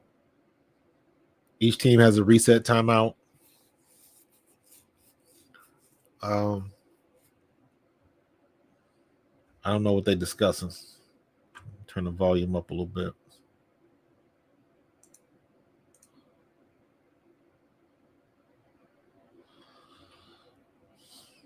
Yeah, she pushes off.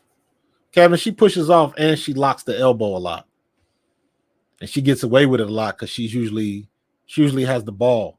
The problem with that is somebody gonna get pissed off and they're gonna hyperextend her elbow.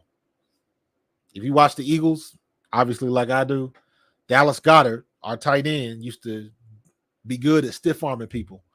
And then one game, they locked up his arm, and then when they tackled him, he hyperextended his elbow. He was out for over a month.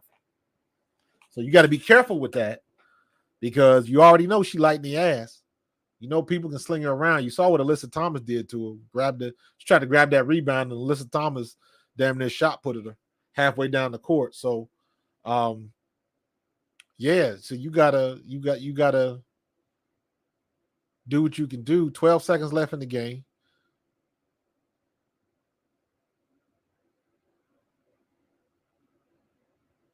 Ariel Atkins fouls, so somebody's on the line. 6-point game. Caitlin Clark's on the line. She makes the 2 free throws. So that puts Caitlin Clark 18 points, 12 rebounds, 6 assists.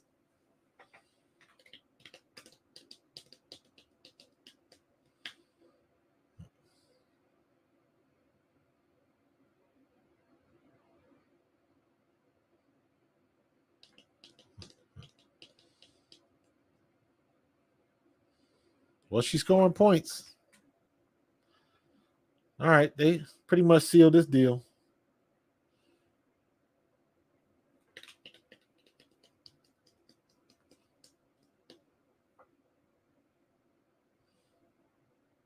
Yeah, she sneaks that in there.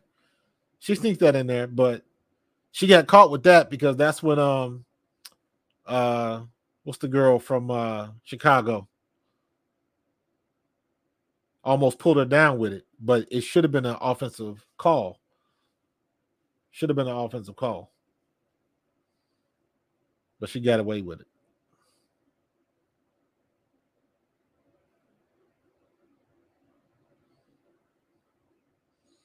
Ball game.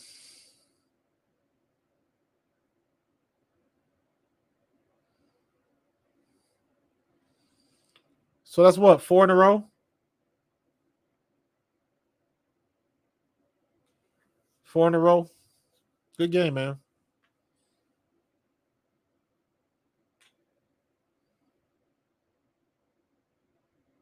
Yeah, I don't know how they call that. So I don't know.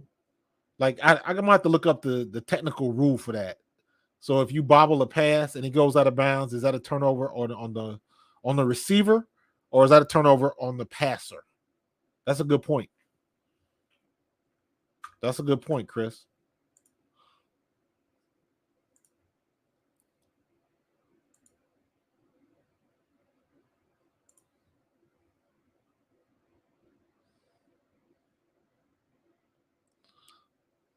Yeah, her plus minus was good today, John.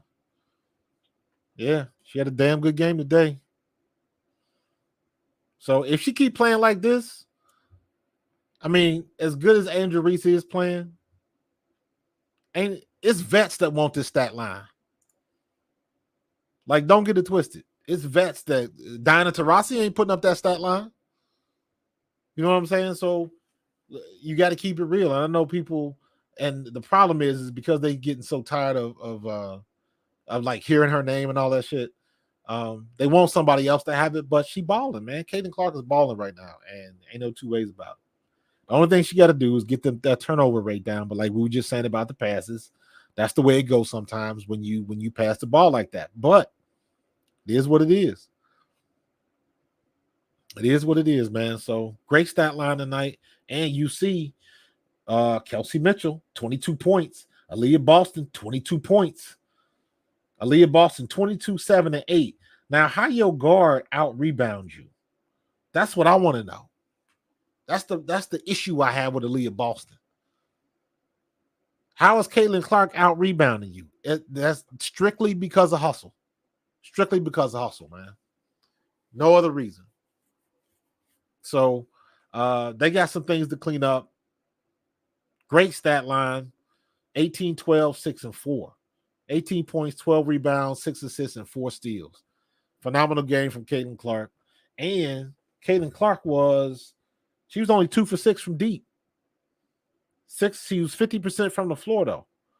Aaliyah Boston, 8 for 11. Kelsey Mitchell, 8 for 11. Kelsey Mitchell was 4 from 5, 4 out of 5 deep.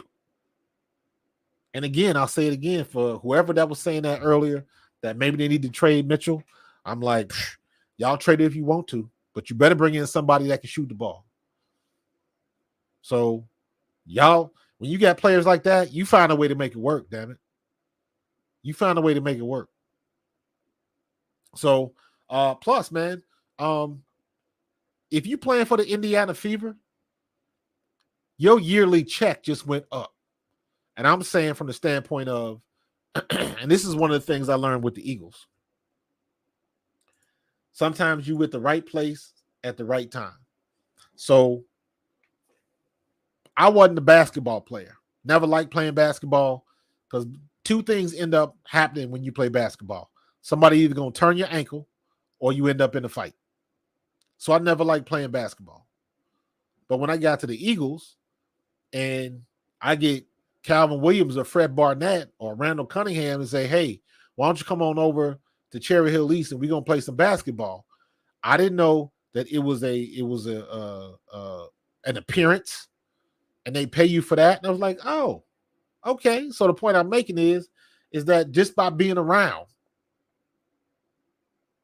you can get paid. And anybody in Indiana, just by being around, hey, yo, Caitlin, when you doing that State Farm thing, I just want to see what goes down. So if you go to an appearance and she's there and you just kind of show up, you part of the team, somebody gonna get an autograph, get your visibility up. Hey, I'm on my social media. I'm here watching Caitlin Clark shoot a commercial, but I'm here. There's plenty of ways that you can take advantage of her success. And I don't think they look at it that way. You get in where you fit in. No, you're not going to be at the commercial or you're not going to be in a commercial, but you can be on site and other people can see you and you never know what can happen. Somebody trying to get some type of endorsement and they can't get access to Caitlin Clark, but they can get access to you. So you know what? You might not get $1 million endorsement, but you might get $100,000 endorsement. She can't take all the deals, is my point. So somebody else gonna have to get them. So just by being around her and the environment that she generates, she's gonna generate money. But you got to be smart on how you take advantage of that. Because there's some girls there on that team that can take advantage of it. Period. Same thing with Chicago. Same thing with LA and with all the teams. The WNBA did not do a very good job marketing to all of these women's social media accounts at the beginning of the year. Thank you, Cheryl, for tuning in. I appreciate you. The WNBA did not do a very good job doing that. Caitlin Clark got over 2 million followers. Angel Reese got over 3 million. And you got various other, Camila Cardoso at the time had 600,000 or something like that. So you got a lot of people that's got a huge following on social media. And there was no cross-pollination. There was no collaboration with none of these women on their socials. And that should have been the first thing that the WNBA did. Gilbert Arenas made a great point. A great point. He said all of these girls, Caitlin Clark, Angel Reese, Camila Cardoso, Rickea Jackson, all of them that came into the league as rookies this year, their followers came to the league. Their followers are fans of theirs. They're not necessarily fans of the WNBA. Very similar to what you saw with Travis Kelce and Taylor Swift. All them Taylor Swift people started watching the games. They don't give a damn about football.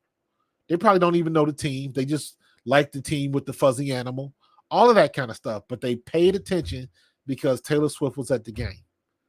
That's all that matters to them. And that's okay, because at the end of the day, they still spent an extra $300 million for the NFL. They spend money. And like I said, Caitlin Clark can't make all the commercials. She can't get all the endorsements. She ain't got enough time. So somebody is going to catch what she got to drop. You only got two hands. And somebody need to be right underneath it. Everything she dropped. I'll take this. I'll take that. Whoever does that, they get their ego out of the way. Thank you, Tom. I appreciate you, bro. Don't be a stranger, man. Make sure you hit that subscribe. Everybody hit that like button, man. We still doing it. I'm probably going to go for about another 20, 30 minutes maybe. But don't be a stranger, bro. I appreciate you. But yeah, man, that's how you get paid. The women of the W have to understand she is the face of the league. If they don't want to call her the face of the league because she ain't been here long enough, call her whatever you want. Just understand that she is bringing eyeballs to your sport. She is putting butts in seats, and she is putting money in your pocket. I don't care what you want to call her. I don't care if you don't like her. I don't care if you are resentful because she got NIL deals and she got $28 million contracts and got a shoe. Whatever it is, all you got to do is hang around. If I was Asia Wilson, I would be on the phone with my agent. I want my agent to get in touch with her agent, and damn it, we going to do something together. Asia Wilson is the best player in the league. It's not even close. That really can't be debated. But don't get jealous because she got the shoe deal and you didn't. Okay, so you know what that means? That means you got to step your game up. And the first thing you do is get with the people that's blowing it up. You got to cross-pollinate. That's how business is done. Yeah. Randall Cunningham, you playing golf? All right, we going to Pennsauken Country Club. I'll be up there. Can't tell you the last time I played golf. But when I found out all the bros, all the vets on the Eagles on Tuesdays and sometimes Wednesdays, or Mondays and Tuesdays, because Tuesday is the NFL day off, and then Wednesday we back to work. So sometimes if we had a good game, they would give us Monday and Tuesday off. Monday, you're supposed to come in and watch film and work out. But sometimes they would give us Monday and Tuesday off. Nah, Juju Watkins ain't going to be with the Fever. 3 years from now, if the Fever are still this bad, no. Because here's one thing you got to understand. With the success of the W and the draft this past year, now everybody's catching up. The WNBA is catching up. Now they are mainstream. So everything is moving forward because the NBA is here and the WNBA is trying to catch up. They're trying to catch them. So what does that mean? What happens if Juju Watkins don't want to go to Indiana? What happens if they try to call their shots? Well, you know what? I'm not going to go to the draft. How about if I just, sign me as a free agent? I don't want to play for Indiana. I don't want to play for Golden State. I don't want to play for the Valkyries. I don't want to go into Toronto. That's coming. And you'll have enough of these girls and these women who have enough pull and enough broadcast pull where they can be accommodated. That's coming. That's the next phase of it because they are mainstream. I was on with a bunch of Angel Reese fans today, and people, going apologetics for Angel Reese. Like, don't feel sorry for her. I am taking Angel Reese at her word. She says she don't mind being the villain. Okay, you the villain, and your actions back up what you said. I am taking you at what you said. You don't mind playing the villain, so be it. But you got to be careful what you ask for. especially in this social media climate, because everybody's quick to pull receipts and dig it and bring up your past. And I mentioned this before on my Twitter feed. It is so very easy for people on social media to bring up your past. They don't even have to dig for it anymore. You put it out there. So you can look up what you did at LSU. You can look up when you was following Caitlin Clark around doing that, when people got mad at you in the first place, said you was doing too much. I didn't agree with that because I knew at that particular time, I had watched enough of Caitlin Clark to know she talked mad shit on the court. And I'm sure she was talking mad shit in that championship game. So she got what she got. She put that energy out and she got that energy right back. So I understand that. I also understand that when you came back the next year after you run the deal, then you wasn't at school. Then it was you and Flaw J's mom going at it. So it wasn't the, you taking care of business in school. Then you had the rumors about you not going to class. And you put all of that stuff out there. Kim Mulkey, well, she wasn't at school for 2 weeks. You put yourself in it, and people will bring that up every chance they get. And the only thing I'm saying is you do you. I like your game. You're going to be good for the league. But you put that target on your back when you said you don't mind being a villain. And I don't think you understood how that works because it ain't fair. It's not fair. They don't care. So never put that target on your back. You can act like it, but don't ever say it. Let somebody else say it. The same way you said you was responsible for everybody, the uptick in people watching the WNBA. Yeah, you were probably responsible because you was in that game. That's when it started. I agree with you 100%, Angel Reese. But for some reason, it just sounded a little shaky when you say it. Let somebody else give you your flowers. Don't give them to yourself because that's just not a good look, in my opinion. So it'll be interesting to see after this Olympic break. I want to see what the viewership numbers are when you don't play Indiana, when Caitlin Clark is not in the building. That's how you are going to know what the future of the WNBA is going to look like, because that's what matters. You tell me, Angel Reese, if you say you are a big part of this growth in the league, I believe you. Now, let me see what your ticket sales say. Let me see what your merch sales say. Let me see what it looks like in Chicago when Indiana's not your opponent. That's what I want to see.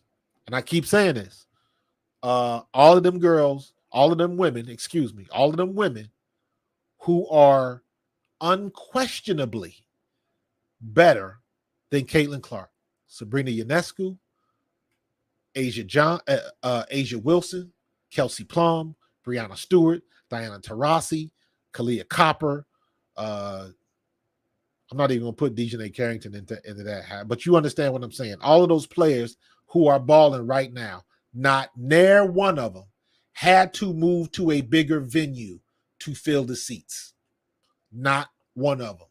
Not Asia, not Brianna, not Sabrina, not Diana. None of them. They can talk all of that stuff. You're going to need grace and it's going to take time. Well, guess what? It didn't take her no time at all to move to a bigger venue and fill it. That means she's making mad money. And don't get so caught up. I saw the reports, y'all. The WNBA is going to lose $50 million this year. No, they're not. They had to expedite the jets. They wasn't supposed to get the charter flights this year. That was for next year. But because Caitlin Clark was so big, it became a security risk. So they had to make the move. They had to, because that became a safety issue.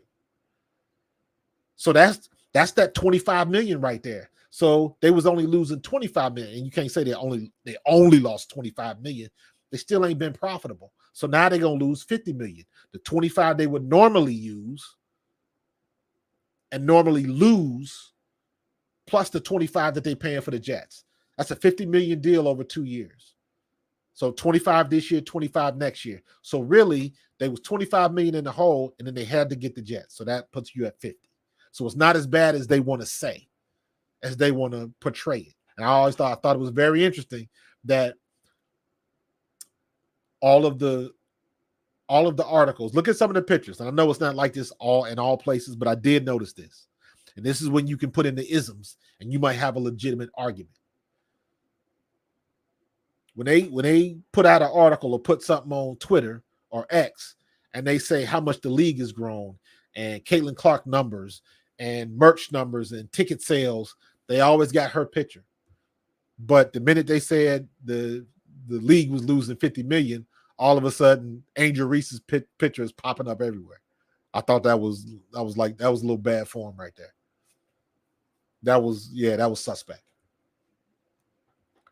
But the real telltale sign of WNBA growth is going to be after the break, because after the break, you had a week or so to chill out. It'll get a little bit of hype because everybody's going to be watching the Olympic team. And that's the other thing. What are the numbers for the Olympic team going to look like? And again, can they bring that momentum back to the league? Because again, watch the numbers for the games that Caitlin Clark is not involved in. Indiana, Caitlin Clark, take them off the table. Tell me what those numbers are. That's going to be the league right there. Because Caitlin Clark ain't playing every game. And she ain't playing in every city. And it shouldn't be on Indiana or Caitlin Clark to pick up all the slack for all of the other teams. That's where those broadcast rights in. Because if they got $200 million to split to all 12 teams or all 14 teams, that money goes a little bit further. So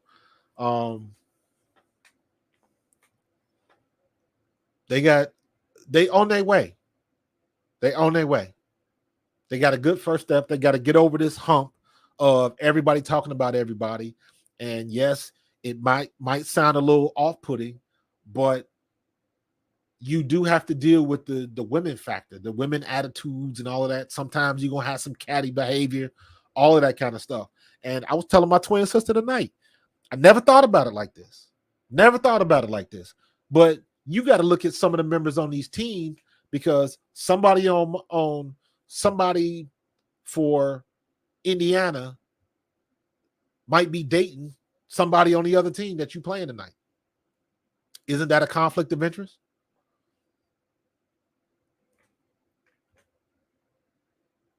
Alyssa Smith supposedly is dating Dejanay Carrington. So when they play Phoenix again, is that a conflict of interest? When Dejanay Carrington is jumping in Caitlin Clark's face, trying to mock her and do all that other bullshit, and then you wonder why the teammates don't come and show up for their teammate. That's a dynamic I never had to think of before, but you have to now with the WNBA. That's a very interesting situation. So just different things that you got to watch. But I think the W is in a good place. More eyes are watching. And yes, you're going to have, because you are mainstream now, you're going to have the idiots. You're going to have people like Stephen A. Smith. And the funny part with Stephen A. Smith and all of the stuff he's been saying, most of the stuff he's saying, he's not wrong. You just get tired of listening to him. Like, you get tired of the messenger. Find a different way to talk. That's why Monica McNutt is on her ascension, because people are sick of listening to Stephen A. Smith yell at you all night, even when he makes a good point. And I said it earlier, we in trouble when damn Nick Wright, Colin Cowherd, and Gilbert Arenas are making the most sense. That's a shame. And then one of the women that started the WNBA, gave it the kickstart, one of the OGs, she the one that's talking reckless and not making sense at all. I don't get it, man. I don't get it. But the WNBA will weather this storm. And hopefully, at the end of the year, a lot of the old heads, they will go ahead and bow out. And it's a shame they can't take part in the money they're about to make. But that's the way it goes. So, Stafford, DeWanna Bonner is engaged to Alyssa Thomas on her team. Some people think, and I agree, that's why Alyssa Thomas slammed Angel Reese that game. because I think Angel Reese may have poked DeWanna Bonner in the eye or something like that. I don't know, something goofy like that. But it's a couple people like that, man. So that's a very interesting dynamic. Now, in that situation, everything is in house. They on the same team, so that's not what I would consider a conflict of interest. I'm speaking to the situation like Nalissa Smith and Dejanay Carrington. I didn't know they was an item. Then I looked it up and I was like, oh, that's kind of salty. And then people started looking up because clearly, based on the stuff I read, I don't know how true it is or not, but based on the stuff I see on the interwebs, Nalissa Smith doesn't like Christy Sides. So it's a lot of stuff that can go on. That dynamic, the relationship dynamic with the women is totally different than you would have to see in the NBA. So, all the W got to do is get through this season. They're going to have record numbers across the board. They're going to have Adam Silver is going to make them a deal. I'm predicting they're going to get about 250 to 260 media rights deal. And the better Caitlin Clark can do and stay healthy, the higher that number can go. I'll be interested to see what the numbers were for tonight's game. But rest assured, now here's the thing. If Chicago's numbers go up when they're not playing Caitlin Clark, New York, Connecticut, if those numbers can continue to grow up, then that just drives up the price of the broadcast rights. Everybody's going to get paid. Everybody's saying the same thing. A rising tide lifts all boats. That's exactly what that means. And again, I'll say it again. I know I'm beating a dead horse, but that reason specifically, the collective bargaining agreement and broadcast rights, media rights, is why Caitlin Clark should have been on the Olympic team. Period. Is she good enough? No, absolutely not. But the reason why you put her on that team is the media rights. If she, in my opinion, if she's on that Olympic team, they're going to win gold. She's not going to play. She get mop-up duty at best. Maybe 2-3 minutes a game, or maybe they play Angola and win by 60. And maybe she gets to play for a quarter. I don't know. But as long as you got her name on a jersey, the coverage is going to be through the roof. She's already a global brand where people in other countries want to see Caitlin Clark because that's how it works in other countries. I've played in the UK before, so I understand how they see the United States. They don't see the minutia. They don't see the minutia. They don't see the minutia and all of the details that we see because we are in the States. They look at it from the outside looking in, so optics are important. The media controls what they see overseas. And I've seen go on Rich Eisen and look what Christy Brennan was on there. And she was getting calls from people from New Zealand ready to watch Caitlin Clark. She is a global brand. And when you global, that's just more people that want to watch you. And when more people watch you, more people pay to watch you. Why you think it costs so much money to advertise in the Super Bowl? And now you telling me a game in the middle of June can do as good or better numbers than the NBA Finals? What? Kathy Engelbert has got to play the game. And unfortunately, the game is not fair. Some people are not going to like it. And there's going to be some people that get their feelings hurt. But that's the game you got to play when you become mainstream and the money is on the line. The money is on the line. Stop fucking with the money. So when Adam Silver and the broadcast and media rights say they want Caitlin Clark, guess who's going to be on the schedule for most of the time next year? You already know. So I'm going to get up out of here, man. Gentorino always saying, my mom would always say people at her job would do all the same. They knew it was wrong, but they didn't. Absolutely, man. Absolutely. Here's what I can tell you. Here's what I can tell you. This is what you do. Go to anybody, wife, mom, mother-in-law, friend, coworker, anybody. Find that person that does not watch sports. Find that person. Find that guy. And you say, let me know when I reach somebody that you know. Do you know Asia Wilson? Do you know Sabrina Ionescu? Do you know Kelsey Plum? Do you know Caitlin Clark? Do you know Angel Reese? See which ones they recognize. See which names they recognize. That's what the media, the broadcast rights are about. The broadcast rights are not for the purists. The broadcast rights are not for the fans of the WNBA that have been on the ride since the first women's gold medal team. Not since Cheryl Swoops was still playing.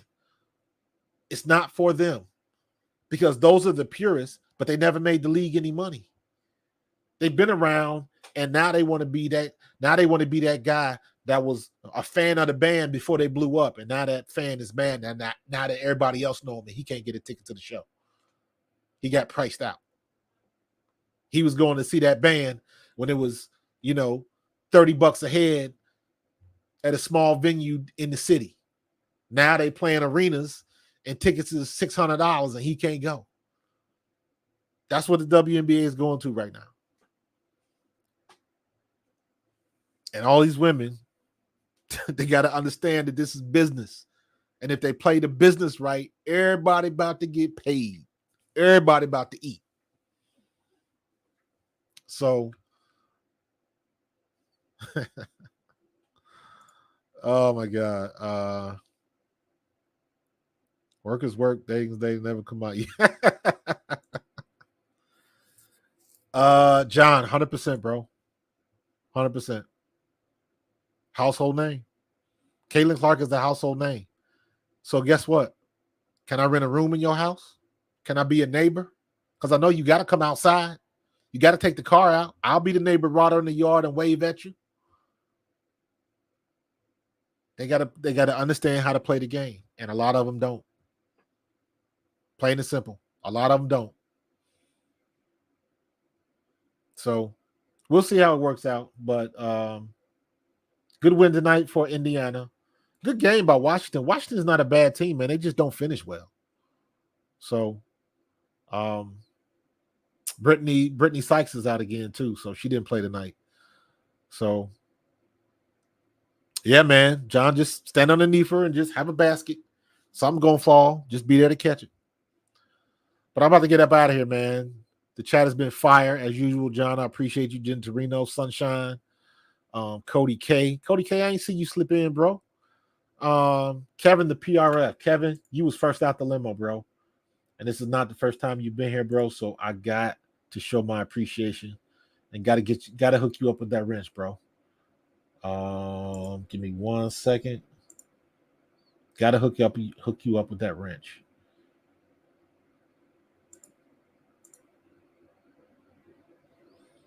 Where we go? There we go. View my channel. And live. 43 people. I'm down to 43 people watching. And Kevin, there you are. As moderator, standard, bam. Kevin PRF gets the wrench. Congratulations, and I appreciate you, my brother. Thank you for showing up. Thank you for being consistent. Thank you for your support. And we're going to keep this thing growing, man. I'm grinding and growing, man. My goal is to reach 5,000 subscribers before the NFL season starts and 10,000 subscribers by the end of the year. That's the goal that I'm hitting it. So, and in the meantime, and I'm trying to think of how I want to do this. I have kind of restarted my fitness journey and nothing crazy, not going to a gym. All I'm doing is getting my ass up in the morning, going out on my back porch and jumping some rope. Putting some weight on my back and walking around the backyard. I'm not doing anything super serious, but I am moving my behind. If you want to lose your ass, you got to move your ass. So I'm trying to debate if I want to stream stuff like that on this channel. Might be fun. 30 days or something. That's what I call it. 30 days or something. I don't care what you do, push-ups, jumping jacks, jump rope. I don't care. Just do something. I stepped on the scale a couple of weeks ago. I was 269. Now, mind y'all, I'm a running back. My playing weight was 210. And I stepped on the scale and I was 269. I said, Lord have mercy. They moved me to defensive end. So got to get something together, man. I'm 53 years old. I'll be 54 next month. So I got to get that down. So been doing something every day, trying to walk around, work in the yard, jump rope, do something. And I am down to 254 right now. So the ultimate goal is to get down to 225. So every day I'm doing something, man. So join me on that. I appreciate the support and jump in and do something else. It is loaded carry month. So that means I got to load up my heavy bag and I got to walk around the backyard. So that's what I'm doing. So, but yeah, appreciate y'all. Kevin, you in the building, man. You got the wrench, bro. You official. Stafford, I appreciate you, brother. Chris Christie, as always, man. LeVar Hollis, always coming with something hot in the chat. Her account, you've been here a couple times. I appreciate you. Appreciate the support. Cody K, the professor always coming in hot with the $1.99, man. I appreciate that, brother. Don't get it twisted, man. Everybody, man, the chat was hot tonight, man. It was lit. It was definitely lit. Candy, appreciate you. Yeah, man, we're gonna keep this thing going. I don't know what the schedule is. I got to look, see when the next time Indiana's played, and I'll be live and keeping it. My play-by-play was a little bit better today. I'm getting more familiar with the names. So that's coming along pretty well. So we're gonna keep it moving, man. So y'all get up out of here. Have a good night. Be safe and God bless. And I will see you guys in the next one. Peace.